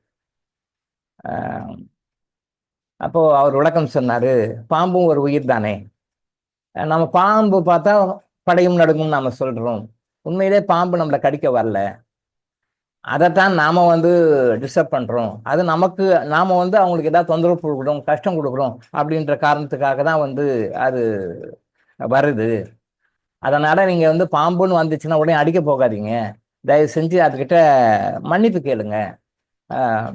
அந்த நாகராஜா, அவர் அந்த வேர்டு யூஸ் பண்ணார், நாகராஜா தயவு செஞ்சு நான் என்ன தப்பு பண்ணணும் தெரியல, நானும் என் குடும்பத்துக்கும் என்ன தப்பு பண்ணணும்னு தெரியல, நீங்க வந்திருக்கீங்க, எங்களுக்கு பயமா இருக்கு, எங்களுக்கு ரொம்ப எல்லாருமே பயப்படுறோம், ஃபேமிலி ப்ராக்டிக்கலா பேசுங்கன்னு டாக்டர் மனசு எல்லாருமே பயமா இருக்கு, ஆனா தயவு செஞ்சு நீங்க வெளில போயிடுங்க, நான் உங்களை அடிக்க வேண்டான்னு பாக்குறோம், நான் உங்களை அடிக்க விரும்பல, வேண்டாம், அது உங்களை துன்பத்தை நாங்க விரும்பல, தயவு செஞ்சு நீங்க போயிடுங்க அப்படின்னு சொல்லிட்டு நீங்க பயப்படாம உதறாம டென்ஷன் ஆகாம நீங்க ப்ரே பண்ணுங்க, கண்டிப்பா போயிடும்னு. நான் இது வரைக்கும் என்னுடைய ஏரியாவில் இருக்கிற எல்லா பாம்புகளும் வந்தாலும் கூட எங்கள் வீட்டில் நான் எதுவுமே அடிக்கவே இல்லை, நாங்கள் வந்து யாரையுமே வந்து எங்கள் வீட்டில் எல்லாமே சேர்ந்து ப்ரே பண்ணுவோம், வேண்டுவோம், மன்னிப்பு கேட்போம், என்ன காரணத்துக்காக வந்திருக்கீங்க எனக்கு தெரியல, தயவு செஞ்சு எங்களுக்கு எல்லாருக்குமே பயமா இருக்கு, ப்ளீஸ் தயவு செஞ்சு நீங்கள் போயிடுங்க, நீங்கள் என்ன பாடம் கற்றுக்கணுன்ற உணர்வு வந்து எங்களுக்கு தெளிவாக கொடுங்க அப்படின்னு சொல்லிட்டு நீங்கள் ப்ரே பண்ணுங்க. அந்த ப்ரே பண்ணும்போது அந்த எனர்ஜி அந்த பாம்புக்கு போயிடும், அந்த பாம்பு கண்டிப்பாக போயிடும், உங்களை கொத்தாது. அப்படி கொத்துது அப்படின்னு சொல்லி சொன்னாலும் பூர்வ ஜென்மத்தை நம்ம லைஃப்ல ஏதோ வந்து நமக்கும் அவங்களுக்கும் ஒரு கான்டாக்ட் இருந்தால் பாம்பு கூட வந்து கடிக்கும். நீங்க வந்து சும்மா பாம்பு கடிச்சுது, தேல் கடிச்சுது, பூராங் கடிச்சுது அப்படின்னா கூட பாஸ்ட் லைஃப்ல அதுக்கும் நமக்கு ஏதோ ஒரு சம்பந்தம் இருந்தால் தான் அது வந்து கடிக்கும். இவங்க பூராங்க அடிக்குது, ஒரு தேள் கடிக்குது, நாய் கடிக்குது அப்படின்னா கூட பாஸ்ட் லைஃப்ல உங்களுக்கு அதுக்கு சம்மந்தம் இருந்தால் தான் வந்து கிடைக்கும், அதர்வைஸ் வந்து கிடைக்காது. ஸோ இவங்ககிட்ட நீங்கள் மன்னிப்பு கேளுங்க. இப்போ அந்த கோழியா நீங்கள் இது வரைக்கும் எத்தனை சிக்கன் சாப்பிட்ருப்பீங்க, எத்தனை சிக்கன் சாப்பிட்ருப்பீங்க. அப்போ மனதார இறைவன்கிட்ட வேண்டிட்டு இறைவா நான் எத்தனை கோழிகளெல்லாம் அடித்து சாகடிச்சு நான் சிக்கனாக சாப்பிடணும், அந்த கோழிகளுடைய ஆத்மாக்களிடம் நான் மன்னிப்பு கேட்கின்றேன். என்ன சார் இது வேடிக்கையா இருக்கு, இது என்ன சார் காமெடியா இருக்கு? காமெடி இல்லை, உண்மை. இதை புரிஞ்சுக்கணும்.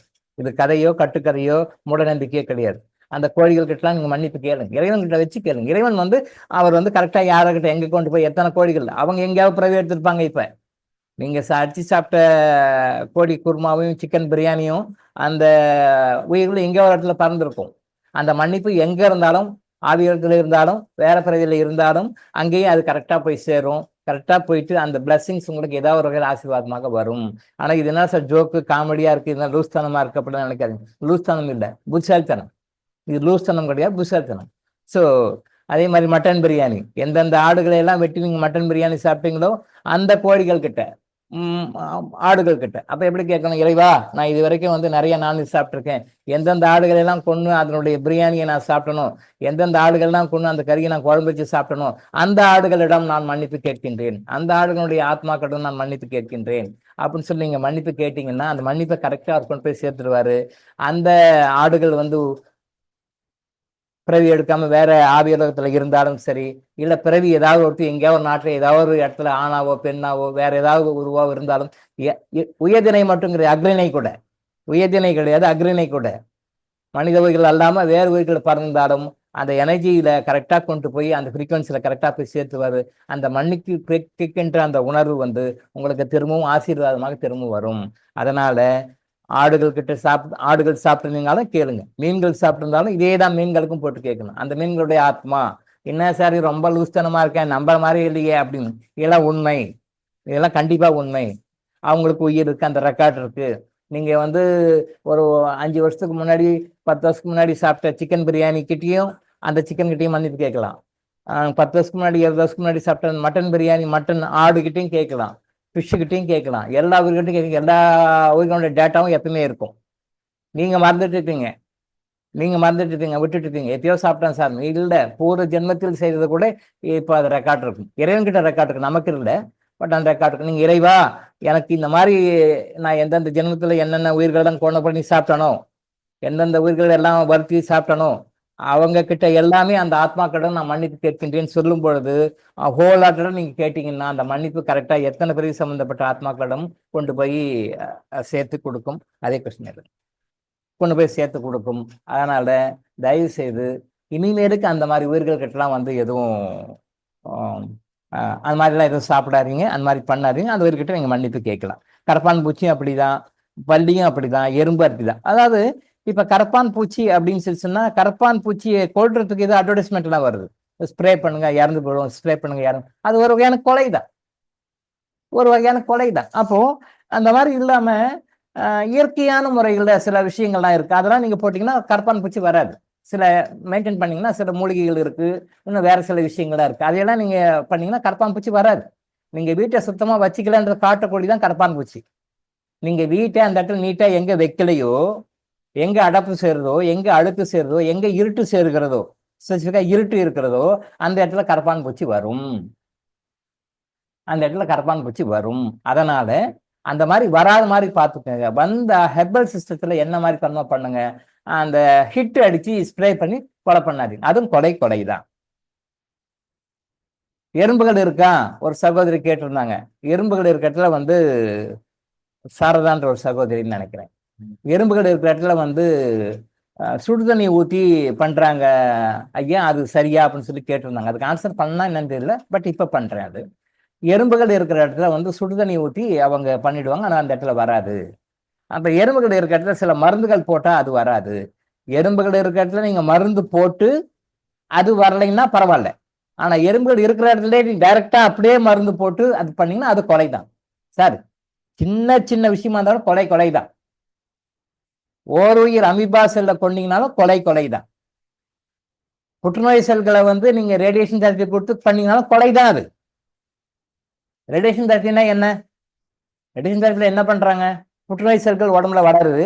அந்த புற்றுநோய் செல்கள் வந்து ரொம்ப அதிகமாயிட்டே போகுது. அப்ப அந்த செல்களை வந்து ரேடியேஷன் தெரப்பியில நம்ம கொள்றோம். அது கொடையா கொடையுதையா? கொடை. அதுக்கு பனிஷ்மெண்ட் கண்டிப்பா நமக்கு உண்டு. எப்படி சார் இது? ரொம்ப லூஸ்தனமா பேசுறீங்களே, இது எப்படி?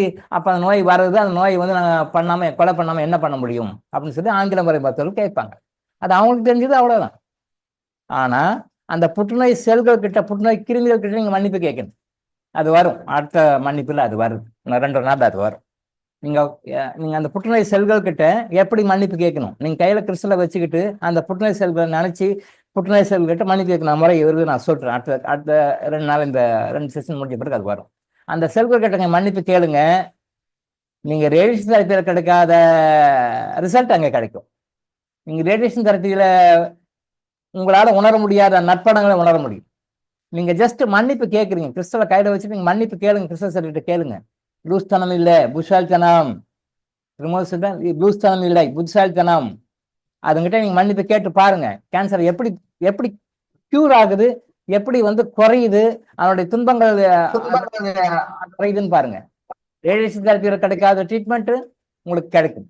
கீமோல கிடைக்காத ட்ரீட்மெண்ட் இம்ப்ரூவ்மெண்ட் உங்களுக்கு கிடைக்கும். பிகாஸ் அவங்ககிட்ட நீங்க ஃப்ரெண்ட்லியா போறீங்க. ஐயா, நான் ஏதோ தப்பு பண்ணிட்டேன், ஒரு சைட்ல ஏதோ தப்பு பண்ணியிருக்கேன், தயவு செஞ்சு என்னை மன்னிச்சிருங்க அப்படின்னு சொல்லி கேட்கும் பொழுது அந்த புற்றுநோய் செல்கள் கிருமிகள் ஐயோ பாவம் பொழைச்சிக்கோ, சரி போ, மன்னிப்பு கேட்ட, சரி போ, அப்படி பொழைச்சிக்க, ரிவர்ஸ் போகும், சரியாகும். நிறைய கேஸ்கள் கிளியர் பண்ணியிருக்கோம், நிறைய கேஸ்கள் கிளியர் பண்ணியிருக்கோம். கீமோ கொடுத்து இல்லை, சர்ஜரி பண்ணி இல்லை. சர்ஜரி பண்ணா என்ன ஆகும்? இங்கே போகும், திருப்பி இன்னொருத்துக்கு வரும், இன்னொருத்துக்கு வரும். நீங்க பார்த்துருக்கலாம், நிறைய ஆங்காலஜிஸ்ட்க்கு அந்த எக்ஸ்பீரியன்ஸ் இருக்கும். கீமோதெரப்பி, ரேடியேஷன் தெரப்பி போனவங்க கூட உங்களுக்கு எக்ஸ்பீரியன்ஸ் இருக்கும், நிறைய பேருக்கு இருக்கும். நீங்களும் பார்த்துருக்கலாம், உங்களுக்கு தெரிஞ்சவங்ககிட்டையும் பார்த்துருக்கலாம். அதில் எடுக்க ரிசல்ட்டு நீங்க கிறிஸ்டலை கையில வச்சுட்டு அந்த புற்றுநோய் கிட்ட டெய்லி ஒரு நாளைக்கு 2 டைம் 1 டைம் மனசார மன்னிப்பு கேட்டு பாருங்க. உட்காந்துட்டு ரிசல்ட் வரும், வெளியே வந்துடுவீங்க, சஃபரிங் குறையும். இது கேட்கும்போது பைத்தியக்காரத்தனமா லூஸ்தனமா தான் இருக்கும், பட் உண்மை உண்மை. அப்ப புற்றுநோய் கிருமிகள்கிட்டையும் கேட்கணும், சரியா? அதனால இந்த சாதாரணமாக அது அந்த கொஸ்டின் எடுங்க சார், அதே கொஸ்டின் எடுங்க. பிரிண்ட் அவுட் எடுக்காம விட்டுட்டாரு, அதனால கொஞ்சம் அப்பப்போ அது போயிட்டு எடுத்து கேட்க வேண்டியதா இருக்கு. சரி, பிரிண்ட் அவுட் போட்டு கொடுக்க சொல்லு. ஏன்னா பிரிண்ட் அவுட்னா திருப்பி மொபைலை பார்க்க தேவையில்லை, அது எடுங்க சார். சரி, இன்னையோட லாஸ்டா இருக்கும், பிரிண்ட் அவுட் எடுத்துருவோம்.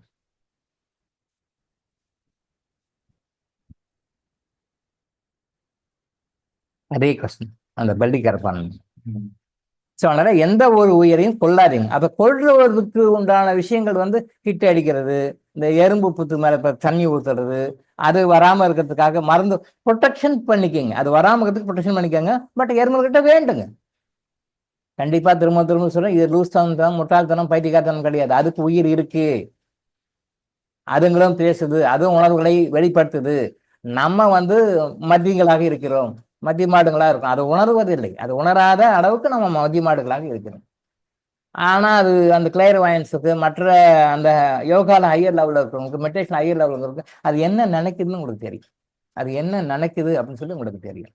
அதனால வந்து கோழியும் சரி, மீனும் சரி, ஆடும் சரி, கர்ப்பான் பூச்சியும் சரி, பள்ளியும் சரி, எறும்புகளும் சரி, இப்படி பல உயிர்கள் இறப்புக்கு காரணமாக இருந்தீங்கன்னா அதுங்கிட்ட நினைச்சு மன்னிப்பு கேளுங்க. எத்தனை பிறவிக்கு முன்னாடி சாப்பிட்ட நான்வெஜ் கூட இப்ப மன்னிப்பு கேட்கலாம். இப்ப மன்னிப்பு கேட்டீங்கன்னு சொல்லி சொன்னா அது உங்க பாடியில அந்த போயிட்டு, அதனால உங்களுக்கு என்ன நெகட்டிவ் கர்மா உங்க டிஎன்ஏ ரெக்கார்ட் ஆயிருக்கோ அந்த டிஎன்ஏ ரெக்கார்டை வந்து கிளியர் பண்ணி எடுத்துடும். சரிங்களா? சரி, பிரிண்டட்ல பண்ணுவோம் நாளைக்கு. அது இன்னொரு சகோதரர் கேட்டிருந்தாரு,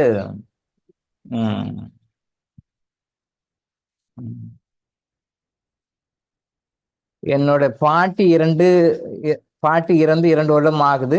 எங்க பாட்டிக்கு பென்ஷன் வாங்கினாங்க, அவங்க இறந்த பின்பு அமௌண்ட் வருது, நாங்க அந்த ஏடிஎம்ல எடுத்துக்கிறோம். இதனால கெட்ட கர்மா வருமா ஐயா? எங்க பாட்டிக்கு 3 பிள்ளைகள் எங்க கிட்ட தான் இருந்தாங்க, மற்ற 2 பேருக்கு அமௌண்ட் வர தெரியாது ஐயா. இதனால் கெட்ட கர்மா வருமா ஐயா? இல்ல அவங்களுக்கும் நாங்க ஷேர் தரணுமா? ஐயா வணக்கம். என்னுடைய பாட்டி இறந்து 2 வருடம் ஆகுது. எங்க பாட்டிக்கு பென்ஷன் வாங்கினாங்க, அவங்க இறந்த பின்பு அமௌண்ட் வருது, நாங்க அந்த ஏடிஎம்ல எடுத்துக்கிறோம். இதனால கெட்ட கர்மா வருது ஐயா. எங்க பாட்டிக்கு பிள்ளைகள் 3 பிள்ளைகளா? 3 பிள்ளைகள் எங்கிட்ட இருந்தாங்க, மற்ற 2 பேருக்கு அமௌண்ட் வர தெரியாது. இதனால கெட்ட கர்மா வருமா ஐயா? அவங்களுக்கும் ஷேர் தரணுமா? Right, okay. பாட்டி வந்து பாட்டி வந்து பென்ஷனராக இருந்திருக்காங்க, பாட்டி பென்ஷன் வந்திருக்கு, பாட்டி பென்ஷன் இப்போ இவங்களுக்கு வருது, எடுத்துக்கிறாங்க. Okay, right.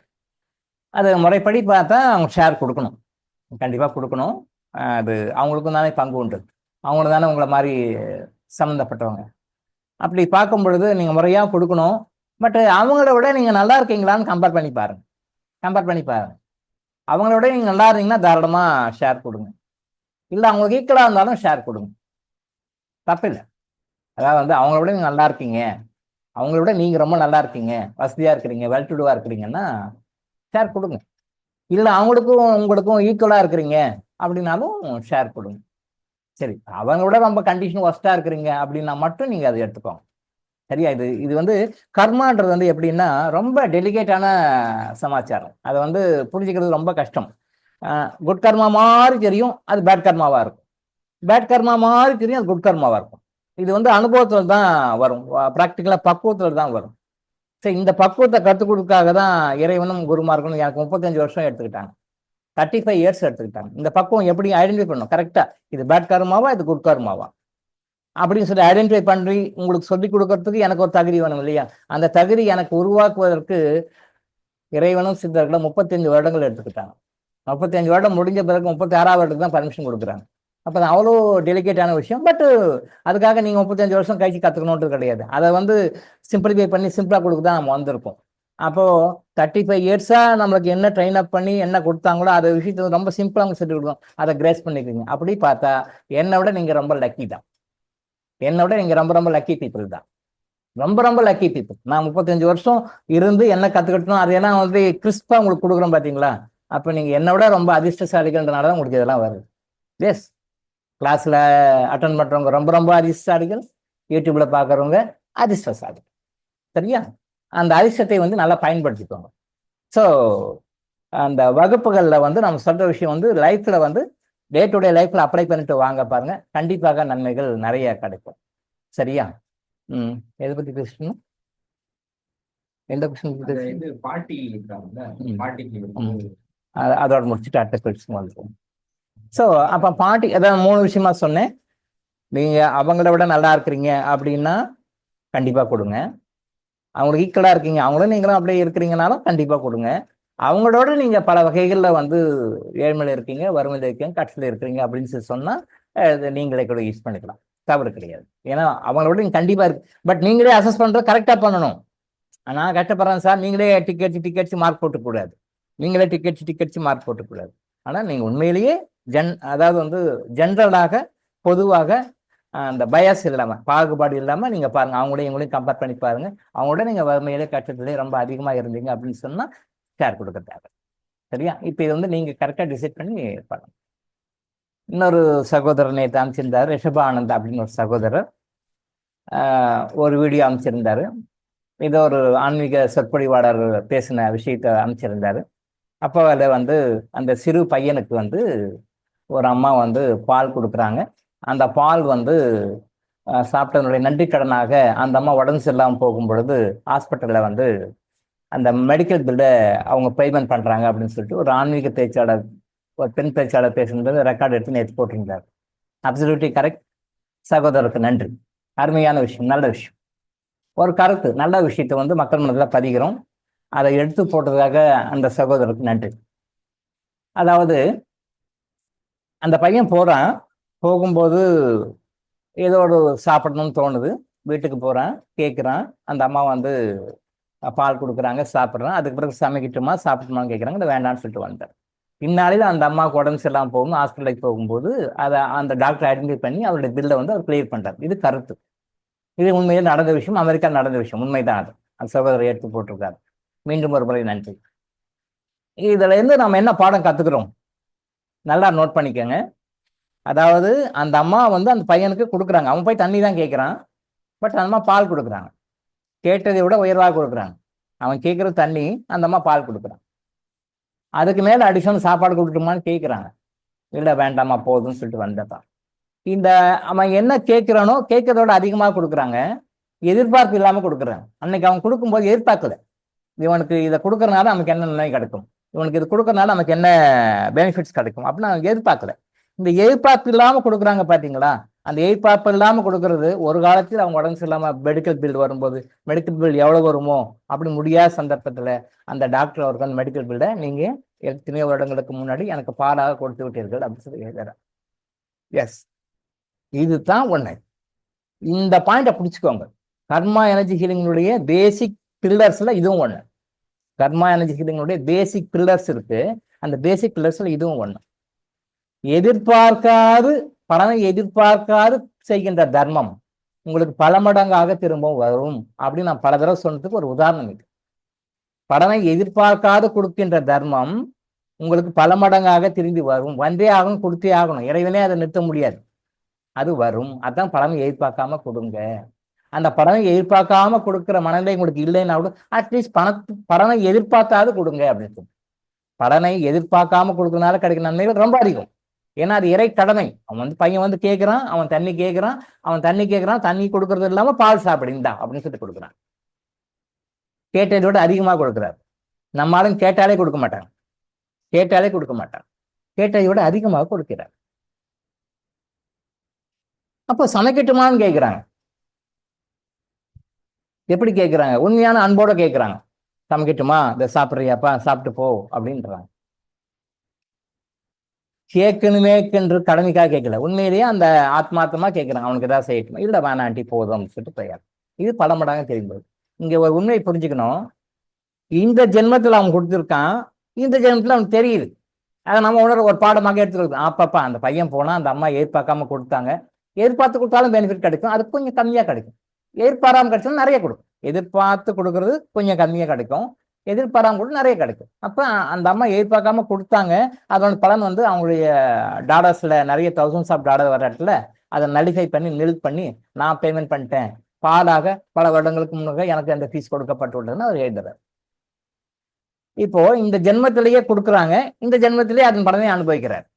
இந்த ஜென்மத்தையே கொடுக்குறாங்க, இந்த ஜென்மத்திலேயே அந்த பலனை அனுபவிக்கிறார். நான் நிறைய டைம் சொல்லியிருக்கேன், நாம இந்த ஜென்மத்துக்கு எல்லாம் செய்யறது எல்லாமே அடுத்த ஜென்மத்துக்கு தான் அப்படின்னு சொல்லியிருக்கேன். சில எக்ஸப்ஷனல் கேஸ்ல இந்த ஜென்மம் செய்யறது இன்னைக்கே வரும். பெரும்பாலான நிறைய கேஸ்ல வந்து நம்ம இப்ப செய்யறது அடுத்த ஜென்மத்துக்கு வரும். பாஸ்ட் லைஃப்ல என்ன பண்ணணுமோ அது இப்போ வரும். சில எக்ஸப்ஷனல் கேசஸ் இருக்கு, அது பின்னாடி போக போக நான் சொல்றேன். அது மாதிரி எக்ஸப்ஷனல் கேஸ்ல வந்து நாம கொடுக்கறதுக்கு உண்டான நற்கடன்கள் இந்த பிறவிலேயே கிடைக்கும். சில எக்ஸப்ஷனல் கேசஸ்ல வந்து நம்ம செய்வதற்கு உண்டான தீய பலன்கள் உடனே அந்தந்த பிறவிலே கிடைக்கும். அது சில எக்ஸப்ஷனல் கேஸ், அது பின்னாடி விளக்கமா சொல்லுவோம். இந்த விதிவிலக்கான விஷயங்கள் வரும் பொழுது நாம இந்த பிறவிலே அதை உணர்கிறோம். அப்ப அந்த அம்மா செய்கின்ற நன்மை அந்த அந்த அம்மா கஷ்டப்படும் போது எப்படி நன்மையாக திரும்ப வந்ததோ அதே மாதிரி நம்ம ஒரு தீமை செய்தாலும் இப்ப வரும். இதுல ஒரு விஷயம் நீங்க டிஃபரன்ஸ் புரிஞ்சிக்க வேண்டியது, இந்த ஜென்மத்தை கொடுத்தாங்க, இந்த ஜென்மத்தை வந்தாங்க. ஆனா ரியல் லைஃப்ல நிறைய விஷயங்கள் இதுவும் ரியல் லைஃப்ல நடந்தது தான். பட் இதே மாதிரி ரியல் லைஃப்ல மற்ற கேசஸ் எல்லாம் பார்க்கும் பொழுது நாம செய்கின்ற நன்மைகள் சில காரணங்களுக்காக பல பிறவிகள் தாண்டி கொடுக்கப்படுகின்றது. பல பிறவிகள் தாண்டி கொடுக்கப்பட்ட நன்மைகள், அதுக்கு நிறைய காரணங்கள் இருக்கு. அது கர்மிக் ரீசன்ஸ் நிறைய இருக்கு. ஏன் இந்த ஜென்மத்துக்கு செஞ்சு இந்த ஜென்மத்துக்கு கொடுக்கல, அது பல ஜென்மங்கள் கழிச்சு கொடுக்கப்படுகிறது, அதுக்கு நிறைய ரீசன்ஸ் இருக்கு. இது நான் என்னோட குருமார்களுக்கு நிறைய கேள்வி கேட்டிருக்கேன். அது நிறைய ப்ராக்டிக்கல் எக்ஸாம்பிள்ஸோட எனக்கு அது ப்ரூவ் பண்ணியிருக்காங்க. ஏன் டைம் எடுத்து அந்த நன்மைக்கு கொடுக்குது, ஏன் டைம் எடுத்து தடுதல்களும் கொடுக்குது. ஏன் ஒரு பிறவியில வந்து ஒரு தப்பு செய்யறான்னா அந்த பிறவியில அவனுக்கு அப்பவே பனிஷ்மெண்ட் கொடுக்கல, ஏன் பல பிறவிகள் தாண்டி ஒரு கிட்டத்தட்ட 10-15 பிறவிகள் தாண்டி 20 பிறவிகள் தாண்டி 30 பிறவிகள் தாண்டி இல்லை 4 பிறவிகள் தாண்டி அப்புறம் அந்த நன்மைகளையோ தீமைகளையோ கொடுக்குது. இது பல பிறவிகள் தாண்டி நன்மைகள் கொடுத்த கேஸையும் நம்ம பார்த்துருக்கோம், பல பிறவிகள் தாண்டி தீமைகள் கொடுத்த கேஸையும் பார்த்துருக்கோம், பனிஷ்மெண்ட் கொடுத்த கேஸையும் பார்த்துருக்கோம். ஏன் அந்த பிறவிகள் கொடுக்கல, அது ஒரு பெரிய சப்ஜெக்ட். அது கிட்டத்தட்ட எனக்கு 3 மாசம் ஆச்சு அதை எக்ஸ்பிளைன் பண்ணி நிறைய உதாரணங்களோட ப்ராக்டிக்கலா லைவா அதை ப்ரூவ் பண்ணி பண்றதுக்கு என்னுடைய குருமார்கள் ஒரு 3 மாசம் எடுத்துட்டாங்க. இது இந்த டிஃபரன்ஸை ஏன் அப்படின்றதுக்கு நிறைய உதாரணங்களோட காட்டி கொடுத்தாங்க. அப்பதான் அந்த கான்செப்ட் நான் வந்து புரிஞ்சுக்கிட்டோம். ஸோ இந்த பிறவில செய்த நன்மை இந்த பிறவில வருமானம் உணர்கிறோம். இதேதான் நன்மைகள் கிடைக்கிறதும் கூட மற்ற பிறவிகளையும் கிடைக்கும். அதை நம்ம உணர்வதில்லை, அதனால நம்ம இல்லை அதெல்லாம் இல்லை அப்படின்னு நம்ம நினைக்கிறோம். அதே மாதிரி இப்ப செய்யற பிறவிகள செய்யற தீமைகளுக்கு பனிஷ்மெண்ட் சில கேசஸ்ல உடனே கிடைக்கும், சில கேஸ்ல மற்ற பிறவிகள கிடைக்கும், பல பிறவிகள் தாண்டி கிடைக்கும். அதுக்கு சில காரணங்கள் இருக்கு. அது கூட இறைவனுடைய கருணையின்னா அதுதான். ஏன்னா பின்னாடி வந்து பெரிய கஷ்டம் வரப்போகுது, அந்த டைம்ல இது உதவும் வச்சுக்கோ. இப்ப நிறைய பேர் வந்து எப்படி சேவிங்ஸ் டெபாசிட்ல மற்ற பணம் போடுவாங்க. நாளைக்கு ஏதாவது ஒரு பிரச்சனை வந்துச்சுன்னா சேவ் பண்ணி வச்சு, நாளைக்கு ஏதாவது ஒரு பிரச்சனை வந்துச்சுன்னா அன்னைக்கு சேர்த்துக்கு வேணும் இல்லையா, பணம் வேணும் இல்லையா, வச்சுக்கோ, இப்படி வச்சுக்கோ. நாளைக்கு ஏதாவது ஒரு பிரச்சனை, ஹெல்த் பிரச்சனை வந்துச்சுன்னா என்ன பண்றோம், அதுக்காக இன்சூரன்ஸ் பண்ணி வச்சுக்கிறோம். நாளைக்கு ஏதாவது பிரச்சனை வந்துச்சுன்னா அன்னைக்கு யூஸ் ஆகுறதுக்காக. இன்னைக்கு நல்லா இருக்கான், பட் நாளைக்கு வந்துச்சுன்னா ப்ரிவென்ஷன், அதுக்காக பணம் வேணும். நாளைக்கு வந்துச்சுன்னா அதுக்காக ஒரு ப்ரொடெக்ஷன் வேணும், இன்சூரன்ஸ். அப்ப நாளைக்கு பின்னால ஃபியூச்சர்ல கஷ்டப்படுவேன் அப்படின்றதுக்காக இன்னைக்கு வாயில் அடிச்சு வயிற்றுல அடிச்சு அவனை ஏமாத்தி இவனை ஏமாத்தி அவன்கிட்ட பிடிங்க இவங்ககிட்ட பிடிங்க பணத்தை சேர்த்து வச்சுக்கிறது. இந்த பணத்தை வச்சுக்கிட்டு நாளைக்கு அந்த பிரச்சனை சால்வ் பண்றதுக்கும் அதுக்கு வைத்தியம் பண்றதுக்கும் இந்த பணத்தை செலவு பண்ணிட்டு இருப்பாங்க. இது எவ்வளவு புஷாத்தனம் பாருங்க, தெரியல அவங்களுக்கு. வாயில் அடிச்சு வயிற்று அடிச்சு ஏமாத்தி பொய் சொல்லி புறங்கூறி அவன் பிசினஸை பிடிங்கி இவன் பிசினஸ் பிடிங்கி பணத்தை சேர்த்து இந்த பணத்தை நாளைக்கு வர பிரச்சனை சால்வ் பண்றதுக்கு கோர்ட்டு கேஸு வக்கீல்னு செலவு பண்ணிருப்பாங்க. இல்லை கார்பரேட் ஹாஸ்பிட்டலாக போய் செலவு பண்ணிருப்பாங்க. இந்த ஹாஸ்பிட்டலை பார்த்து இந்த ஹாஸ்பிட்டல் பார்த்து இந்த ஹாஸ்பிட்டல் பார்த்து இத்தனை செலவு பண்ண அத்தனை கோடி செலவு பண்ணிருப்பாங்க. இப்படி சம்பாதிச்சு பண்ணிட்டு அப்படி செலவு பண்ணிருப்பாங்க. இப்படி சம்பாதிக்கவும் வேண்டாம், அப்படி செலவு பண்ணவும் வேண்டாம். இப்படி தவறான வழிகளில் தவறாக சம்பாதிக்கவும் வேண்டாம், அப்படி செலவு பண்ணவும் வேண்டாம். ஸோ அதனால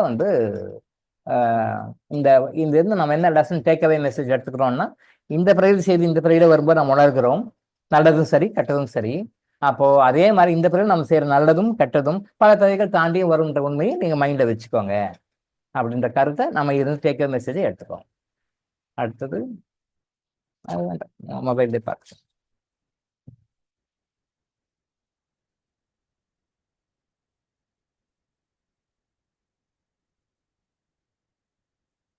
ஐயா, எனக்கு ஒரு கேள்வி.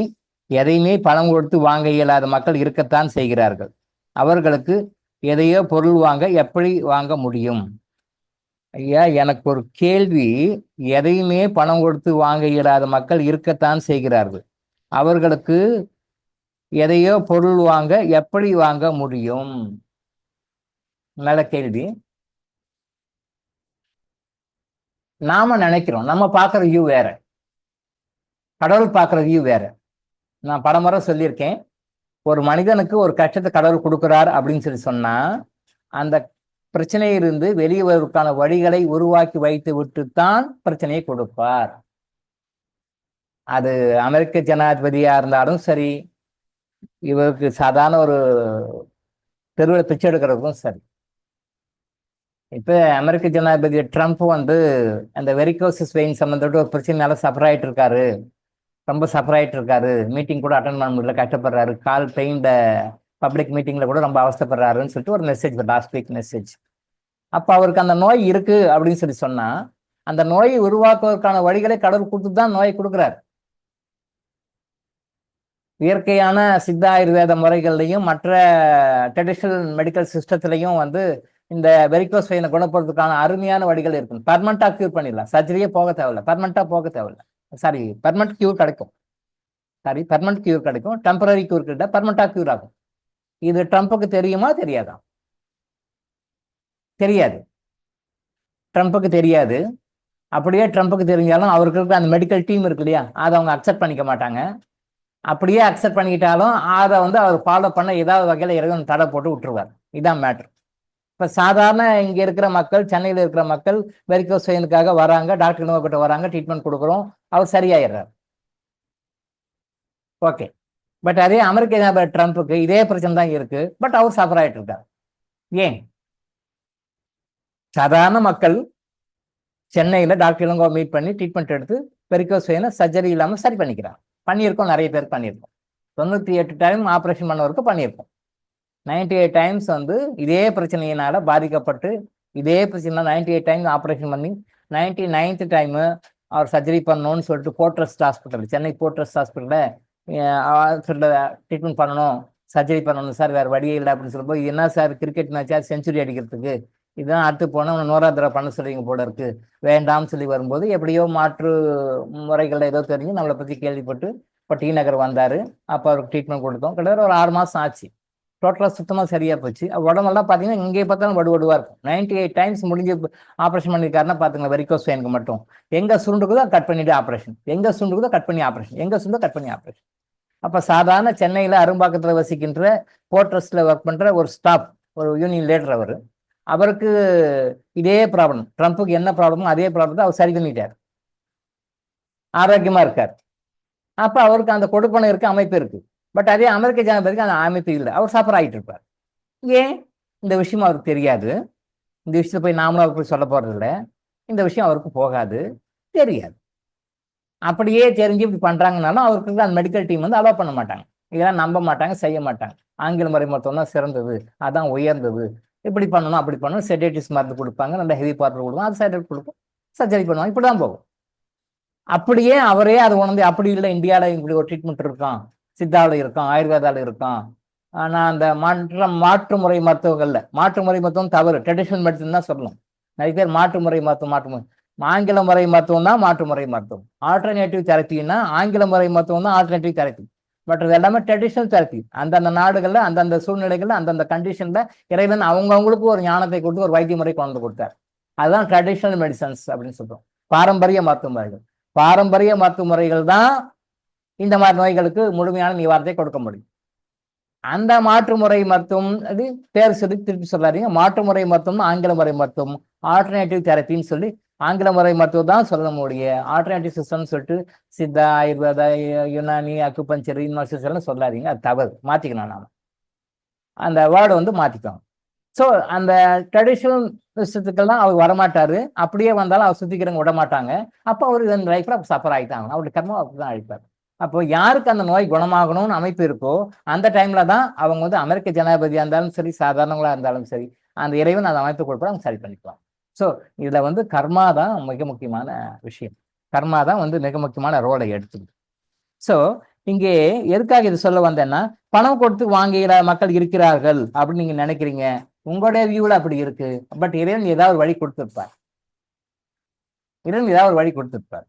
அதாவது தங்கம் விலை வந்து ரொம்ப அதிகமாயிட்டு இருக்கு, தினத்தந்தி பேப்பர்ல ஹெட்டிங் போடுவான், தங்கம் விலை கிடுகிடு உயர்வு. இந்த இந்த இந்த வேர்ட்ஸ் எல்லாம் இந்த தினமலர் பேப்பர்லையும் தினத்தந்தி பேப்பர்ல ரொம்ப ஹைடெக் வேர்டா யூஸ் பண்ணுவாங்க. அப்படி படிக்கும் போதே உடனே அதை இன்ஸ்பயர் ஆயிடுவாங்க, அந்த அளவுக்கு உட்காந்து யோசிப்பாங்க போல இருக்கு. தினத்தந்திலையும் தினமலர்லையும் அந்த மாதிரி வார்த்தைகள் போட்டு அப்படி தூக்கி கொடுப்பாங்க.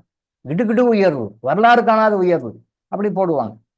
சரிப்பா, கிடுகிடு உயர்வு இருக்கோ, வரலாறு காண உயர்வு இருக்கோ அப்படின்னு சொல்லி டி நகர் பக்கம் அந்த பக்கம் போனோம்னா, இந்த பார்க்கிங் போகும்போது டிரைவர் அங்கேயும் சுற்றி பார்க்கிங் போட போவார். அந்த டைம்ல கடையை பார்த்தோம் அப்படின்னா ஜேன்னு கூட்டம் வழியும். ஜே அன்னைக்கு தான் காலைல போகும்போது பார்த்துருப்போம், தங்கம் வரலாறு காணாத உயர்வு. இன்னும் ஒரு பெண்கள் கண்ணீர், பெண்கள் ரொம்ப ஃபீல் பண்றாங்கன்னு பேட்டியெல்லாம் எடுத்து போட்டுப்போம், தங்கம் இப்படி ஆகி போச்சு அப்படி ஆகி போச்சு. 10 பொம்பளைங்கிட்ட லேடிஸ் கிட்ட வந்து போட்டோ எடுத்து போட்டு ஒரு பேஜ் ஃபுல்லா போட்டுப்போம், தங்க விலை உயர்வு, குடும்ப பெண்கள் வருத்தப்படுறாங்க, சோகப்படுறாங்க, பேட்டி கொடுத்துக்கிறாங்கன்னு போடுவான். அன்னைக்குன்னு போய் பார்த்தா எல்லா ஸ்டோரியும் கூட்டம் ஜேன்னு தான் இருக்கும். அப்ப என்ன விலை ஏறினாலும் அதை வாங்கறதுக்கு ஆளு இருக்காங்களா இல்லையா? எந்த விலை வந்தாலும் வாங்கறதுக்கு ஆள் இருக்காங்களா இல்லையா? இருக்காங்க. நீங்க பெட்ரோல் விலை வந்து ஜாஸ்தி ஆகி போச்சு, டீசல் விலை ஜாஸ்தி ஆகி போச்சு, ஊன்னு வாங்க, பேட்டிலாம் கொடுப்பாங்க, மீடியால பேசுவாங்க, டிபேட்லாம் நடக்கும், எல்லாம் நடக்கும், ரொம்ப காரசாரமா நடக்கும். அப்படி ஆகி போச்சு இப்படி ஆகி போச்சு, ஐயோ பெட்ரோல் விலை ஜாஸ்தி ஆகி போச்சு, டீசல் விலை ஜாஸ்தி போச்சு, ஏன்னா வெஹிக்கிள்ஸ் நம்பர் குறைஞ்சிருக்கா பாருங்க, சேம் அப்படிதான் இருக்கும், கூடி தான் இருக்கும். ப்ராக்டிக்கலா லைஃப்ல பார்க்கல நான். ஆமா, பெட்ரோல் விலை குறைஞ்சி போச்சா, இல்லை ஜாஸ்தி ஆகி போச்சு. டீசல் விலை குறைஞ்சி போச்சா, இல்லை ஜாஸ்தி ஆகி. அப்போ வெஹிக்கிள்ஸ் நம்பர் குறையுமா, யூசேஜ் குறையுமா? மக்கள் வந்து வண்டியில போக மாட்டாங்கன்னா பப்ளிக் டிரான்ஸ்போர்ட்ல போவாங்களா, இண்டிவிஜுவலா போறதை குறைச்சிக்குவாங்களா அப்படின்னு சொல்லி பார்த்தா நானும் ஒரு உயர்வு வரும்போது பார்க்குறேன், கிடையவே கிடையாது. எப்பயும் போலதான் இருக்கும், வழக்கம் போல அதிகமாயிட்டே இருக்கும். நான்வெஜ் வந்து ரொம்ப விலை கம்மியா இருந்தது அப்படின்னு நினைக்கிறேன். 40 ரூபாய் 50 ரூபா 100 ரூபாய்லாம் கேள்விப்பட்டிருக்கேன் நான் அப்போ, ஒன்ஸ் அப்பான் ஏ டைம். இப்போ வந்து நான்வெஜ் எடுத்தாலே கிலோ 100 ரூபாய், சாரி 1000 ரூபான்னு சொல்றாங்க மட்டன். எனக்கு அதை பற்றி தெரியும், ஏன்னா நான்வெஜ்ஜுக்கும் எனக்கு சம்மந்தமே இல்லாத விஷயம், ஆனால் அதை பற்றி எனக்கு தெரியல. பட்டு ஒரு நாள் பேச்சில் ஏதோ கேள்விப்பட்டேன், மட்டன் வந்து இப்போ கிலோ 1000 ரூபாய் ஆகிப்போச்சு அப்படின்னு. இப்போ 2-3 months பேக்குன்னு நினைக்கிறேன், ஏதோ ஒரு பேச்சில் வரும்போது யாரோ ஒருத்தர் சொன்னாங்க, சார் இப்போ கிலோ வந்து மட்டன் விலை வந்து 1000 ரூபாய்க்கு மேலே இருக்குது சார் அப்படின்னாங்க. 50 ரூபாய்க்கு நான் கேள்விப்பட்டேன், கிலோ 50 ரூபாய்க்கு நான் எனக்கு பிறந்த தெரிஞ்சு நான் கேள்விப்பட்டிருக்கேன். கிலோ ஆட்டுக்கறி 50 ரூபான்னு கேள்விப்பட்டிருக்கேன், இன்னைக்கு 1000 ரூபாய் வந்திருக்கு. ஸோ 1000 ரூபாய் வந்துச்சுன்னு யாராவது சாப்பிடாம இருக்காங்களான்னு பார்த்தீங்கன்னா, நீங்க சண்டேஸ்ல போய் பாருங்க, எல்லா நாளையுமே கூட்டமா இருக்கு. அது சண்டேஸ்ல கேட்கவே வேணாம், ஜேன்னு லைன்ல நிக்கிறாங்க, வரிசை போட்ட டோக்கன் கொடுத்தா மாதிரி கியூல நிக்கிறாங்க. அது யார் நிக்கிறாங்க, படிச்சவங்க படிக்காதவங்க, தெரிஞ்சவங்க தெரியாதவங்க, எல்லாருமே அந்த கியூல நிக்கிறாங்க. ஆம்பளைங்க பொம்பளைங்க குட்டி குறால் எல்லாமே நிக்குது, வரிசையா நிக்குது, கூட அவ்வளவு கூட்டம் நிக்குது. ஐயோ நான்வெஜ் இப்போ ஜாஸ்தியாகி போச்சுன்னு யாராவது நான்வெஜ்ஜுக்குலேருந்து வெஜ்ஜுக்கு மாறி இருக்காங்களான்னு பார்த்தா எனக்கு தெரிஞ்சு யாரும் மாறல. அது அடிவாதத்தை வாங்கி மாறினவங்க தான் மாறுறாங்களே ஒழிய நிறைய சஃபரிங் வந்து தான் மாறினாங்களே ஒழிய அப்போ கூட விடுறதுக்கு மனசு இல்லை. சார் வாரத்துக்கு ஒரு நாள் சாப்பிட்டுக்கிட்டுமா, மாதத்துக்கு 2 நாள் சாப்பிட்டுக்கிட்டுமா. அவங்க என்ன நினைக்கிறாங்கன்னா நான்வெஜ் சாப்பிட்றது வந்து நீங்கள் நான்வெஜ் சாப்பிட வேண்டாம் அவாய்ட் பண்ணுங்கன்னா, சார் நான் நான்வெஜ் சாப்பிட்றது இல்லை சார், வாரத்துக்கு ஒரு நாள் மட்டும் சார். எனக்கு தெரிஞ்சு அப்போல்லாம் வாரத்தில் ஒரு நாள் தான் சாப்பிடுவாங்க, சண்டேஸில் மட்டும்தான் எடுப்பாங்க. சண்டேஸ் நான்வெஜ் சாப்பிடக்கூடாது நிறைய தெரியாது, அது அது வேற சமாச்சாரம். அதை பற்றி இன்னொரு நாள் பேசுவோம். பொதுவாக சண்டேஸில் நான்வெஜ் சாப்பிட்றீங்க அப்படின்னா அதுக்கு வெனஸ்டே தான் கரெக்டு. ஃபஸ்ட்டு நம்பர் 1 வந்து வெனஸ்டே தான், அது நிறைய பேர் தெரியாது. 2வது தான் செகண்டு தான் வந்து சண்டே. நீங்கள் நான்வெஜ் சாப்பிட்றீங்கன்னா கெடுதல் கண்டிப்பாக உண்டு, அதில் மாற்று கருத்து முடியாது. நீங்கள் கர்மிக் ரீதியாகவும் அஃபெக்ட் ஆவீங்க, உடல் ரீதியாகவும் அஃபெக்ட் ஆவீங்க, மன ரீதியாகவும் அஃபெக்ட் ஆவீங்க. உடல் ரீதியாகவும் சரி, மன ரீதியாகவும் சரி, கர்மிக் ரீதியாகவும் சரி, 3 வகையிலே பாதிப்பீங்க நான்வெஜ் சாப்பிட்டீங்கன்னா. நான்வெஜ் வாங்கி கொடுத்தாலும் அந்த கர்மா உண்டு, நான்வெஜ் சமைச்சு கொடுத்தாலும் உங்கள் கர்மா உண்டு. யார் நல்லா இருக்கணுன்றதுக்காக நீங்கள் நான்வெஜ் வாங்கி கொடுக்கணும், அவனுக்கு நீங்கள் ஆப்பும் முறையும் அறியாமல் சொர்க்குகிறீர்கள் என்று அர்த்தம். யாருக்கு செல்லம் சாப்பிடு, செல்லம் சாப்பிடு சத்து, சிக்கன் பிரியாணி சாப்பிடு சத்து, மட்டன் பிரியாணி சாப்பிடு சத்து, மட்டன் சூப்பு சாப்பிடு சத்து அப்படின்னு சொல்லி என்னெல்லாம் சூப்பு வச்சு கொடுக்குறீங்களோ அது உங்களுக்கு நீங்களும் ஆப்பு வச்சுக்கிறீங்க, அவங்களுக்கும் ஆப்பு சொருக்கிறீங்கன்னு அர்த்தம். மறைமுகமாக நீங்கள் கஷ்டப்படுவீங்க. அதுக்கு இதுதான் காரணம், உங்களுக்கு தெரியல. ஸோ அப்படி நீங்கள் நான்வெஜ்ஜுக்காக வரும்பொழுது நான்வெஜ் எனக்கு தெரிஞ்சு ஹையர் ரேட்டில் தான் இருந்தால் அந்த ரேட்டை கொடுத்து வாங்குறோம் இருக்க தான் செய்கிறாங்க, இல்லைன்னு என்ன சொல்ல முடியாது. சண்டேஸை வந்து பாருங்க, நீங்களே உங்கள் ஏரியாவில் பாருங்க, கூட்டமாக நிற்கும். விலை குறைஞ்சி போச்சுன்னு குறைச்சவங்கள பார்த்தவங்கள நான் யாரையும் பார்ப்பேன். நான்வெஜ் சாப்பிடாதீங்கன்னா கேட்க மாட்டேன், அவ்வளோ சஃபரிங் இருக்காங்க, அவ்வளோ பிரச்சனை. உங்கள் பிரச்சனை சால்வ் ஆகிற வரைக்கும் நான்வெஜ் அவாய்ட் பண்ணுங்க, விடுங்கன்னா கூட அப்பயும் மனசு வாரத்துக்கு ஒரு நாள் சாப்பிட்டுமா டாக்டர், நான் மீன் மட்டும்தான் டாக்டர் சாப்பிடுவேன், நான் மட்டன் மட்டும்தான் டாக்டர், இது சிக்கன் வந்து 2 பீஸ் தான் டாக்டர், அது மட்டும் ஓகேவா, நான் என்ன சொல்ல, சரி சாப்பிட்டுக்கோங்க, சரி கர்மா அனுபவிக்கணும் இருக்குது, சரி அனுபவிச்சுக்கோங்க, நம்ம என்ன சொல்ல முடியாது, அதுதான் ஒரு லிமிட் கொண்டு சொல்ல முடியாது. அப்படியே ஓட்டி தான் காட்ட முடியும். அவங்க கர்மா வந்து சொக்க பண்ணணுன்றதா கேட்டுக்க போறாங்க, இல்லைன்னா கஷ்டப்பட போறாங்க, அவ்வளோதான். அதை நாம் ஒன்றும் பண்ண முடியாது. ஐ ஆம் த கைட் தான் பண்ண முடியும். நல்லதாக கட்டும் அவங்க தான் அனுபவிச்சு. எதுக்காக சொல்ல வந்தேன்னா, இந்த விலை எவ்வளோ அதிகமானாலும் வாங்குவதற்கு ஆட்கள் இருக்கிறார்கள். என்ன விலை கொடுத்தாலும் அந்த ஃபுட் பாய்சன் நிறைய ஈட்டரிஸ் நிறைய இருக்கு, நிறைய கடைகள் இருக்கு. எங்க போனாலும் ஜேன்னு கூட்டமா இருக்கு, யாரும் இங்க வியாபாரம் இல்லைன்னு சொல்ற மாதிரி இல்லை. அப்போ என்ன நாம அதை உணர்கிறோம்னா, என்ன விலை சொன்னாலும் என்ன விலை வித்தாலும் அதை வாங்குவதற்கு ஆட்கள் இருக்கிறார்கள், அதான் உண்மை. நீங்க ஒரு ஆங்கிள் இருந்து பார்க்கணும், இன்னொரு ஆங்கிள் இருந்து பார்க்கணும், பல ஆங்கிள் பார்க்கணும். அப்படி பார்த்தீங்கன்னா இது தவறு நீங்க உணர்வீங்க. நீங்க பாக்குறது ஏதோ ஒரு ஆங்கிள் இருந்து பாக்குறீங்க. மக்கள் கிட்ட வாங்குறதுக்கு சக்தி இல்லை சார், மக்கள் கஷ்டப்படுறாங்க சார், ஒண்ணுமே இல்லை சார் நீங்க நினைக்கிறீங்க. நீங்க மற்ற ஆங்கிள் பாத்தீங்கன்னா இந்த கொஸ்டினை வாபஸ் வாங்கிக்கிறீங்க. ஆமா சார், கரெக்ட் சார் அப்படின்னு. ஆனா நீங்க அப்படி நினைக்காதீங்க. இறைவன் வந்து உங்களுக்கு எந்த ஒரு கஷ்டத்தை கொடுத்தாலும் அதுக்கு ஒரு ரெமெடி வருது அப்படின்னு சொல்லி சொன்னா அந்த ரெமெடி செய்யறதுக்கு ஒரு வாய்ப்பை கண்டிப்பா கொடுத்துருப்பார். ஏதோ ஒரு சகோதரர் வந்து பேசினாருன்னு நினைக்கிறேன், ஒரு 2 months பேக் நினைக்கிறேன். டாக்டர் வந்து கிறிஸ்டல் வாங்க சொல்றாரு, என்னால கிறிஸ்டல் வாங்குறதுக்கு வசதி இல்லை, நான் என்ன பண்றது. டாக்டர் கிறிஸ்டல் வாங்க சொன்னாரு, கிறிஸ்டல் வாங்கி யூஸ் பண்ணுங்க உங்க பிரச்சனைக்கு அப்படின்னு சொன்னாரு. ஆனா என்னால டாக்டர் கிட்ட பேமெண்ட் பண்ணி கிறிஸ்டல் வாங்க முடியல, என்னால, நான் என்ன பண்றது. கிறிஸ்டல் வாங்கக்கூடிய சூழ்நிலை இல்லை நீங்க நினைக்கிறீங்க. கிறிஸ்டல் வாங்கக்கூடிய சூழ்நிலை ஏதோ ஒன்று கடவுள் கொடுத்தா தான் அது என் வாயில வரும், இல்லை வரமாட்டேன். நான் சொல்ல மாட்டேன், டக்குன்னு அந்த மாதிரிலாம் சொல்ல மாட்டேன். நான் யாருக்கும் அந்த மாதிரி சொல்ல மாட்டேன். முடிஞ்ச வரைக்கும் வந்து எங்கிட்ட இருந்து சொல்ற ரெமெடி வந்து பர்ஃபெக்டா 100% பாசிபிளா தான் இருக்கும். அப்ப என் வாயால நான் யாருக்குன்னு எனக்கு தெரியல, மறந்து போச்சு, அதை ரிமெம்பர் பண்ண விரும்பல, அது ஞாபகம் பண்ணி டைம் பண்ண வேண்டாம். பட் ஒரு 2-3 months பேஸ் யாருக்கோ சொல்லியிருக்கேன். பட் அவங்க ஃபோன் பண்ணி சொன்னாங்களாம், நான் டாக்டர் கிறிஸ்டல் வாங்க சொன்னாரு, என்னால வாங்க முடியல, நான் என்ன பண்றது அப்படின்னு சொல்லி ஆபீஸ்ல ஃபோன் பண்ணி பேசினாங்கன்னு சொல்லி கேள்விப்பட்டேன். அப்ப நான் ஒரு வார்த்தை சொல்லியிருக்கிறேன் அப்படின்னா அங்கே பாசிபிள் இருக்கு அப்படின்ற சூழ்நிலை வந்ததுனால தான் அது எனக்கு மெடிடேஷன்ல வந்து நான் சொல்லியிருக்கேன். டக்குன்னு அப்படிலாம் சொல்லியிருக்க மாட்டேன். அப்ப இறைவன் எனக்கு அது உணர்த்தி, சித்தர்கள் பெருமக்கள் எனக்கு உணர்த்தி மெடிடேஷன் அது கன்ஃபார்ம் ஆன பிறகு நான் அவருக்கு சொல்லியிருக்கேன் கிறிஸ்டல் வாங்குங்க அப்படின்னு சொல்லி. அவர் நினைக்கிறாரு கிறிஸ்டல் நம்மளால வாங்க முடியாதுன்னு. கிறிஸ்டல் வாங்கக்கூடிய சூழ்நிலை இல்லாம அது என் வாயில போயிருக்காது. அப்போ அதுக்குள்ள சூழ்நிலை அவர் லைஃப்ல இல்லைன்னு அவர் நினைக்கிறாரு, ஆனா இருக்கிறாரு கடவுள் நினைக்கிறார். வாய்ப்பு இருக்கு, சோர்ஸ் இருக்கு அப்படின்னு சொல்லி கடவுள் நினைக்கிறார். கடவுள் கண்டிப்பா நினைக்கிறார். அதனாலதான் அது என் மூலமாக அது போயிருக்கு மெசேஜ். அப்ப அவர் தப்பா நினைச்சுக்கிறாரு, என்கிட்ட வசதி இல்லை, நான் என்ன பண்ணுவேன், என்கிட்ட இல்லை, கிறிஸ்டல் வாங்காத வேற ஏதாவது பண்ண முடியுமா, கிறிஸ்டல் வாங்கிக்கோங்க, கிறிஸ்டல் வாங்கி இது வந்து வெளியே வருங்க அப்படின்னு ஒரு மெசேஜ், அது இறைவன் கொடுக்குற மெசேஜ் தான் நாங்கள். டாக்டர் இளங்கோ எதையும் சொல்லு, டாக்டர் இளங்கோ சொல்றது எல்லாமே இறைவனுடைய சித்தர் பெருமக்களுடைய அந்த கருத்தை, அதை நான் வந்து என்னுடைய இந்த பிசிக்கலாக நான் சொல்றேன். இந்த பாடியில இந்த பிசிக்கல் பாடி என் மூலமா வருது, நான் சொல்லலை, டாக்டர் இளங்கோ சொல்லலை, இறைவன் சொன்னது. சித்தர் பெருமக்கள் உங்களுக்கு வழிகாட்டு. ஸோ எதையுமே பணம் கொடுத்து வாங்குகிறாத மக்கள் இருக்கத்தான் செய்கிறார்கள். அவர்களுக்கு எதையோ பொருள் வாங்க முடியும் அப்படின்றது இந்த கேள்வியை கண்டிப்பா நீங்க ரியலிஸ்டிக்கா நான் சொன்னதை அப்ளை பண்ணி பாருங்க. இந்த கொஸ்டின் நீங்களே வித்ட்ரா பண்ணிக்கலாம். வாங்க முடியாதெல்லாம் யாருக்குமே கிடையாது, வாங்க முடியாத கஷ்டம்லாம் யாருக்குமே கிடையாது, எல்லாருக்குமே இருக்கு. கண்டிப்பா வாங்க முடியும், கண்டிப்பாக செய்ய முடியும். ஒரு ஒரு ஒரு ஒரு பிரச்சனை வருது, ஒரு ரெமெடி நம்ம சொல்லியிருக்கோம் அப்படின்னு சொன்னா வாங்க முடியாத சுச்சுவேஷன்ல ஒன்றும் கிடையாது. நான் ஏற்கனவே ஒரு வீடியோல கூட சொல்லியிருக்கேன். ஒரு நபர் வந்தாரு, நங்கநல்லூர் அவருக்கு வந்து நான் மெட்ரேஷன்ல வந்தது நான் சொன்னேன், சார் ஒரு 30,000 வந்து நீங்க சேரிட்டியா பண்ணுங்க. நான் இது ஏற்கனவே ஒரு வீடியோல சொல்லியிருக்கேன், திருப்பியும் ஒரு ரிமைண்ட் பண்றதுக்காக சொல்றேன். 30,000 வந்து ஒரு சேரிட்டியா பண்ணுங்க அப்படின்னு சொல்லி. அப்போ அவர் சொன்ன வார்த்தை, 30,000 இப்போ எனக்கு பண்ணக்கூடிய சூழ்நிலை எதுவும் இல்லை, என்னால் இப்போ எதுவும் பண்றதுக்கு வசதி இல்லை சார் அப்படின்னாரு. அப்படியா, சரி. திரும்பவும் சொன்னேன், நீங்க பாருங்க, வேற ஏதாவது சோர்ஸ் இருந்தா பாருங்க, கொஞ்சம் பார்த்து யாருக்காவது தர்மம் பண்ணிடுங்க. நீங்களே கொஞ்சம் மெடிடேஷன், அவங்களோட மெடிடேஷன் பண்ற குரூப் தான், பெரிய குரூப் அது. மெடிடேஷன் பாருங்க, மெடிடேஷன்ல கேளுங்க, யாருக்கு பண்ணணும்னு சொல்லி கேட்டு பாருங்க. அப்படி வரலன்னா நான் கைட் பண்றேன் உங்களுக்கு அப்படி சொன்னேன். செகண்ட் டைமும் அவர் வந்து இல்லை சார் எனக்கு எதுவும் அந்த மாதிரி கொடுக்கக்கூடிய வாய்ப்பு இல்லை சார். தேர்ட் டைமும் நான் திருப்ப சொன்னேன். 3 டைம் வேற யாருக்கும் சொல்ல மாட்டேன். அதோட சரி, அதோட என்ன கர்மா வந்து 4th கிரேட்ல இருக்காங்களா, 3rd இருக்காங்களா, 2nd இருக்காங்களா, 1st இருக்காங்களா, அந்த 3 விஷயத்துல மேக்ஸிமம் புரிஞ்சுக்கலாம். 3லயும் அவங்க மைண்ட் மாறலன்னா 4th இருக்காங்கன்னு அர்த்தம். சரி, விட்டுற வேண்டியது, 4th கேட்டகரியில் இருக்காங்க, விட்டுற வேண்டியது. தேர்ட் டைமும் சொன்னேன், வெவ்வேறு சந்தர்ப்பங்கள்ட்ட சொன்னேன், வெவ்வேறு சூழ்நிலைகள்ட்ட சொன்னேன். ஐயா ஒரு 30,000 யாருக்காவது சேரிட்டி பண்ணிடுங்க.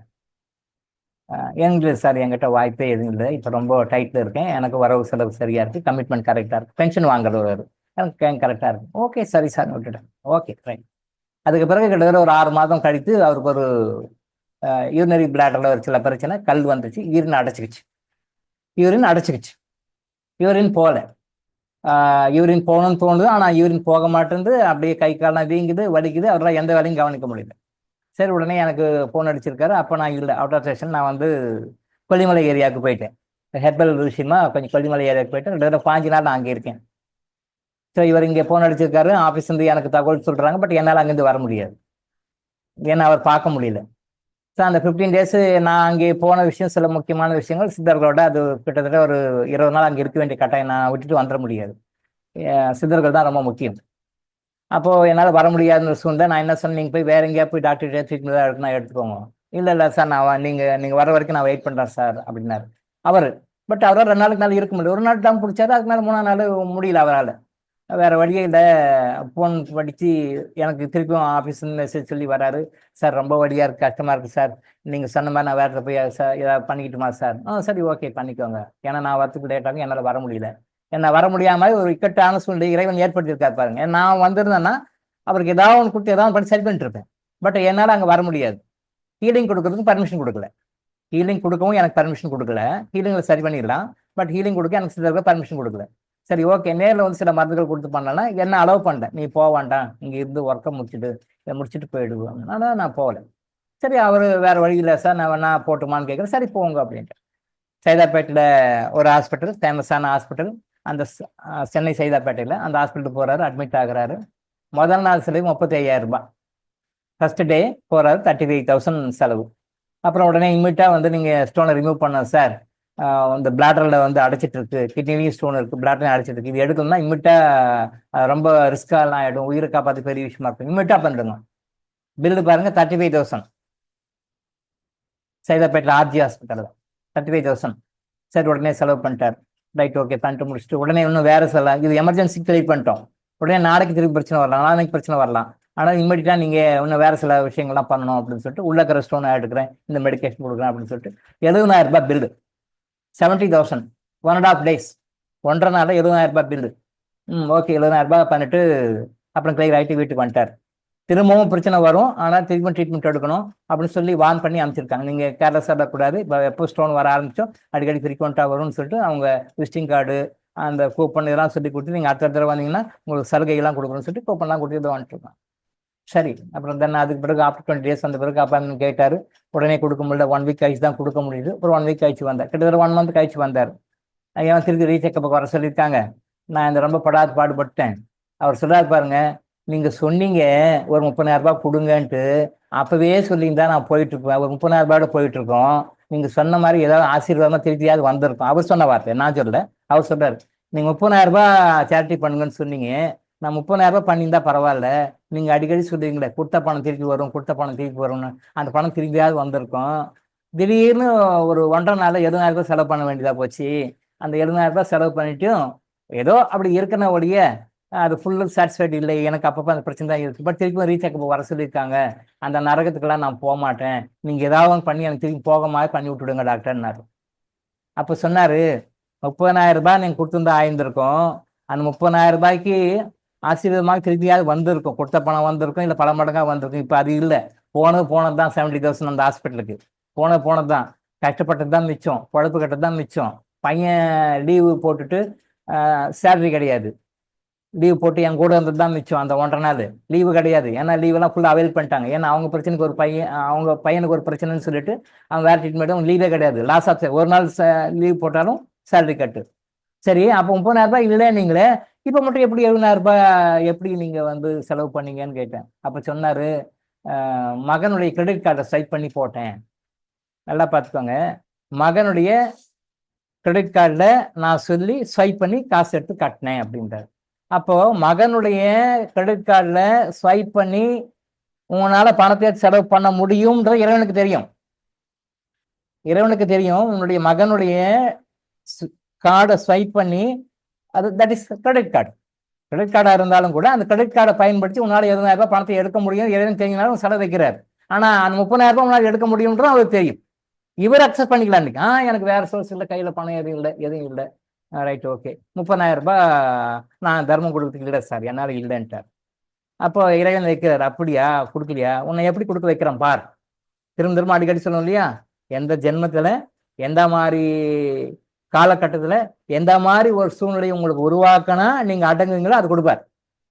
எனக்கும் சரி, உங்களுக்கு மட்டும் இல்லை, எனக்கும் சரி. பொதுவாக சொல்கிறேன், நான் சொல்லுகிற விஷயமே எல்லாமே தயவு செஞ்சு எல்லாரும் நீங்கன்னு சொல்லும்போது நீங்கள் என்ன நினைக்காதீங்க, இன்க்ளூடிங் டாக்டர் இளங்கோ, என்னையும் சேர்த்து தான் சொல்கிறேன். நீங்கள் உங்களுக்கு எதையெல்லாம் நான் சொல்கிறனோ அது எல்லாம் எனக்கும் அப்ளிகபிள் ஆகும். உங்களுக்கு எதையெல்லாம் நான் போதிக்கிறனோ அது எனக்கும் அப்ளிகபிள் ஆகும். எதையெல்லாம் நீங்கள் செய்யுங்கன்னு சொல்கிறனோ அதெல்லாம் நானும் செய்யும். எதையெல்லாம் செய்யக்கூடாதுன்னு சொல்லணும் அது எனக்கும் அப்ளிகபிள் ஆகும். இங்கே டாக்டர் இளங்கோ தனியாக விட்டுரு, உங்களோட என் குரூப்பை சேர்த்துக்கோங்க, உங்கள் குரூப்பில் என்னையும் சேர்த்துக்கோங்க, நானும் சேர்த்து தான். அப்போது 30,000 ரூபாயை தர்மமாக கொடுத்துட்டு போயிட்டுக்கலாமா? எனக்கு என்கிட்ட காசு இல்லை. ஓகே, அப்படியா, சரிப்பா, உன்னை வச்சுக்கிறேன், எங்கே வைக்கணும்னு தெரியும்னு சொல்லிட்டு நான் இல்லாத டைமில், நான் வர முடியாத சூழ்நிலையில், நான் ட்ரீட்மெண்ட் கொடுக்க முடியாத சூழ்நிலை கிரியேட் பண்ணி கொடுங்க. ஏன்னா இருந்தால் நான் ஏதாவது பண்ணிட்டுருப்பேன். அந்த நாலேஜை கொடுத்துருக்காங்க. பட் நீ பண்ணக்கூடாது. அப்போ நீங்கள் இருந்தால் தானே பண்ணுவேன், வா அங்கே அப்படின்னு சொல்லிட்டு என்னை அங்கே கொண்டு போயிட்டாங்க. சரி, ஹீலிங்காவது கொடுக்கலாமா? ஹீலிங் கொடுக்கக்கூடாது. ஏன்னா பிகாஸ் அங்கே சில செரிமனிஸ் இருக்கும்போது நான் அங்கே எனர்ஜி ஸ்பெண்ட் பண்ணக்கூடாது. ஏன்னா அது ஃபுல்லாக அங்கே வாங்குறதுல மட்டும்தான் இருக்கும், கொடுக்கக்கூடாது. அந்த ஒரு மாதிரி ஒரு பயிற்சி அது கொல்லிமலையில். அந்த பயிற்சி இருக்கும்போது நான் ஹீலிங்கும் கொடுக்கக்கூடாது, அதுவும் கொடுக்கக்கூடாது. வேற மெடிக்கேஷன் நான் நேரில் வந்து கொடுக்க முடியாது. என்ன பண்ணி அந்த மாதிரி சுச்சுவேஷன் கிரியேட் பண்ணி அவங்களுக்கு இப்போ எங்கே வச்சா எஸ்கேப் ஆக முடியாது. அப்போ யூரின் பிளாடர், யூரின் போகலன்னா உயிருக்கு ஆபத்து, உடனே பண்ணியாகணும். அப்போ யூரின் போக மேலே ஸ்டாப் பண்ணு.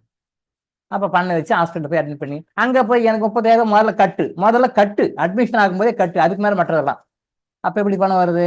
கிரெடிட் கார்டு எடுத்து ஸ்வைப் பண்ணுப்பா அப்படின்னு சொல்லி கிரெடிட் கார்டு ஸ்வைப் பண்ணி உள்ள பேமெண்ட் பண்ண உடனே அவங்களை அட்மிட் பண்ணாங்க. அது பிறகு செலவு பண்ணு. அப்போ இருந்து நம்ம என்ன தெரிஞ்சுக்கிறோம்? நாம நினைக்கிறோம் இதுக்கு ஒரு சோர்ஸ் இல்லை, இதுக்கு ஒரு வாய்ப்பு இல்லை அப்படின்னு நம்ம நினைக்கிறோம். அப்படி கிடையாது. இறைவனுக்கு தெரியும், இறைவன் கரெக்டா வச்சிருப்பாரு. நீங்க நினைக்காததை, நீங்க உணராததை அவருக்கு தெரிஞ்சு வச்சிருப்பாரு. அவர் கரெக்டா எந்த டைம்ல எப்படி உங்ககிட்ட பணத்தை எடுக்கணும்னு தெரியும், கரெக்டா வர வைப்பாரு. சனீஸ்வரனும் இறைவனும் சேர்ந்து பிளான் பண்ணி கரெக்டா கூட்டு திட்டம் போட்டு சதி திட்டம் போட்டு உங்கள்கிட்ட கரெக்டா எப்படி இருக்குன்னு எடுப்பாங்க. எஸ்கேப்பே ஆக முடியும். யாரா இருந்தாலும் ஆகும், அது யாராக இருந்தாலும் சரியா எஸ்கேப்பே ஆக முடியும். அதனால தான் சொல்லி நாமளே நல்லபடியா கொடுத்துருவோம்.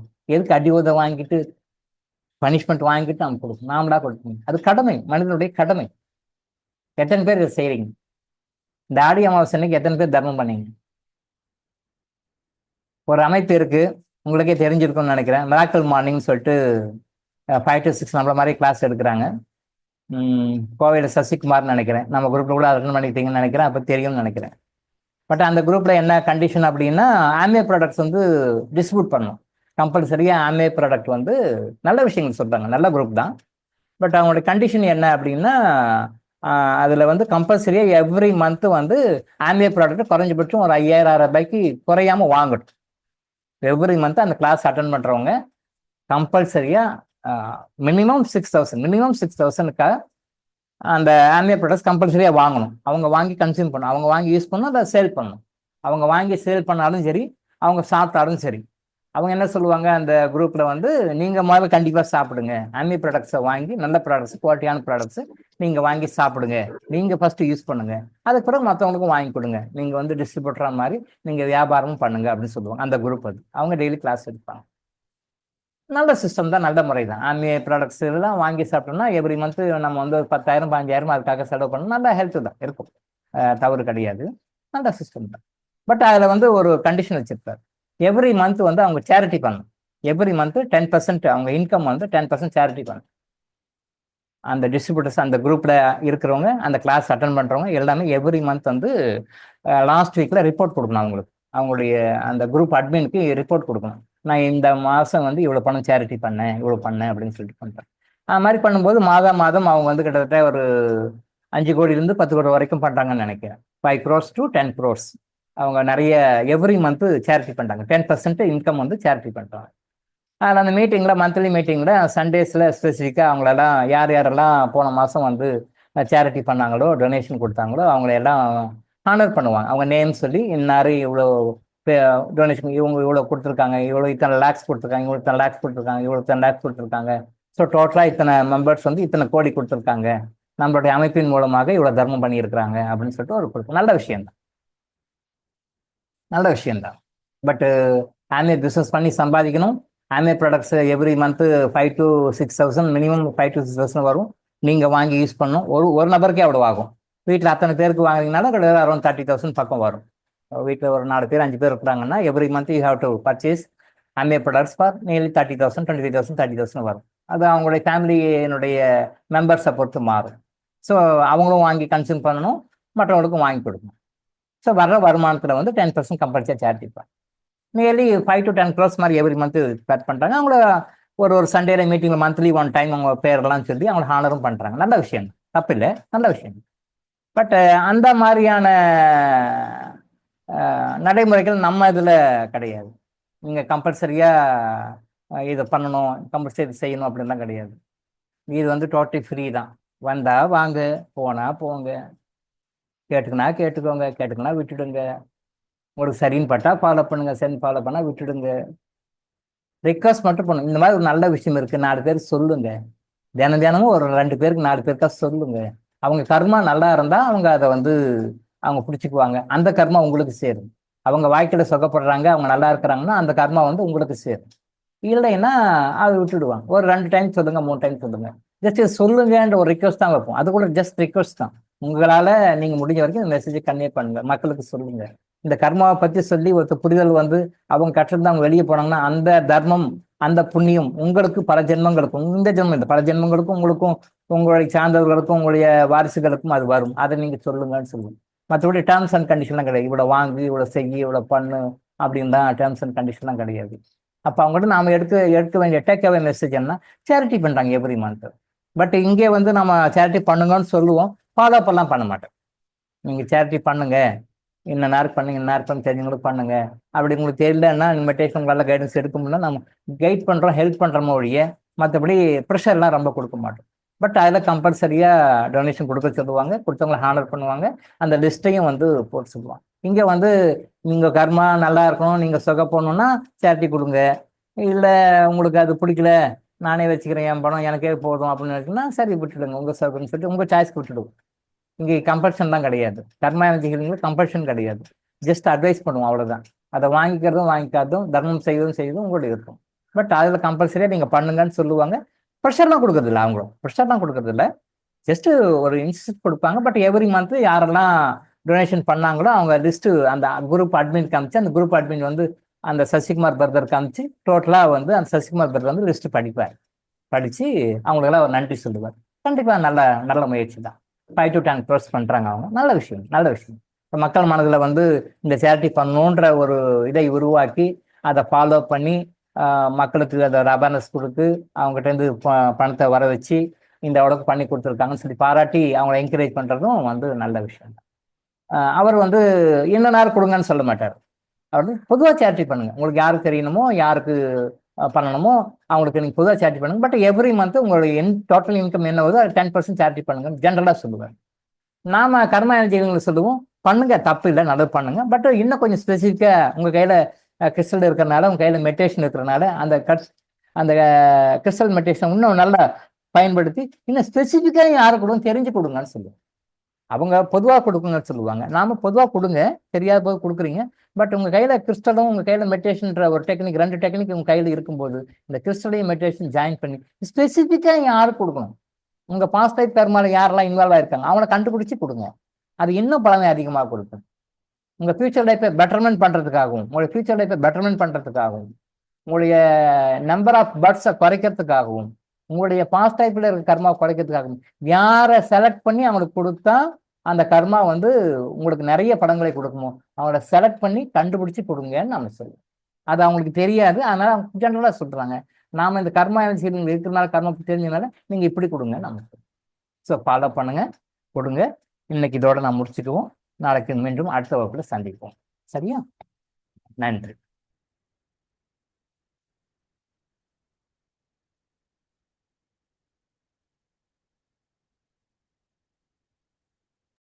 நன்றி ஐயா.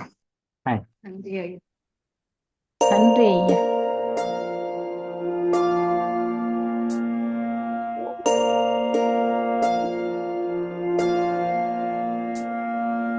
கருவாக்கி உருவாக்கி எனையாண்டு காத்தருளும் இறைவா நன்றி.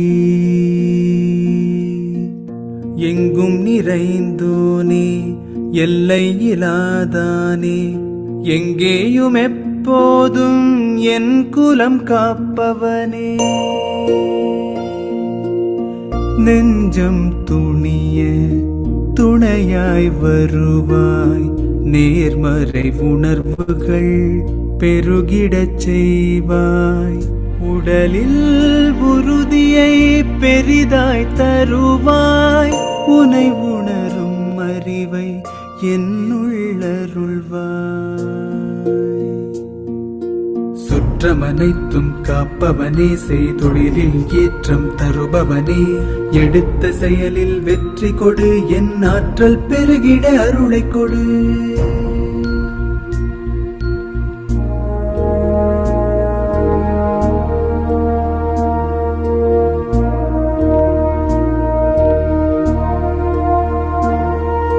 கருவாக்கி உருவாக்கி எனையாண்டு காத்தருளும் இறைவா நன்றி.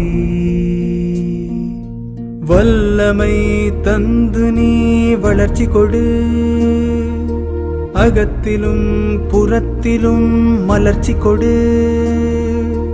வளர்ச்சி கொடு, மலர்ச்சி கொடு, வளர்ச்சி கொடு, மலர்ச்சி கொடு.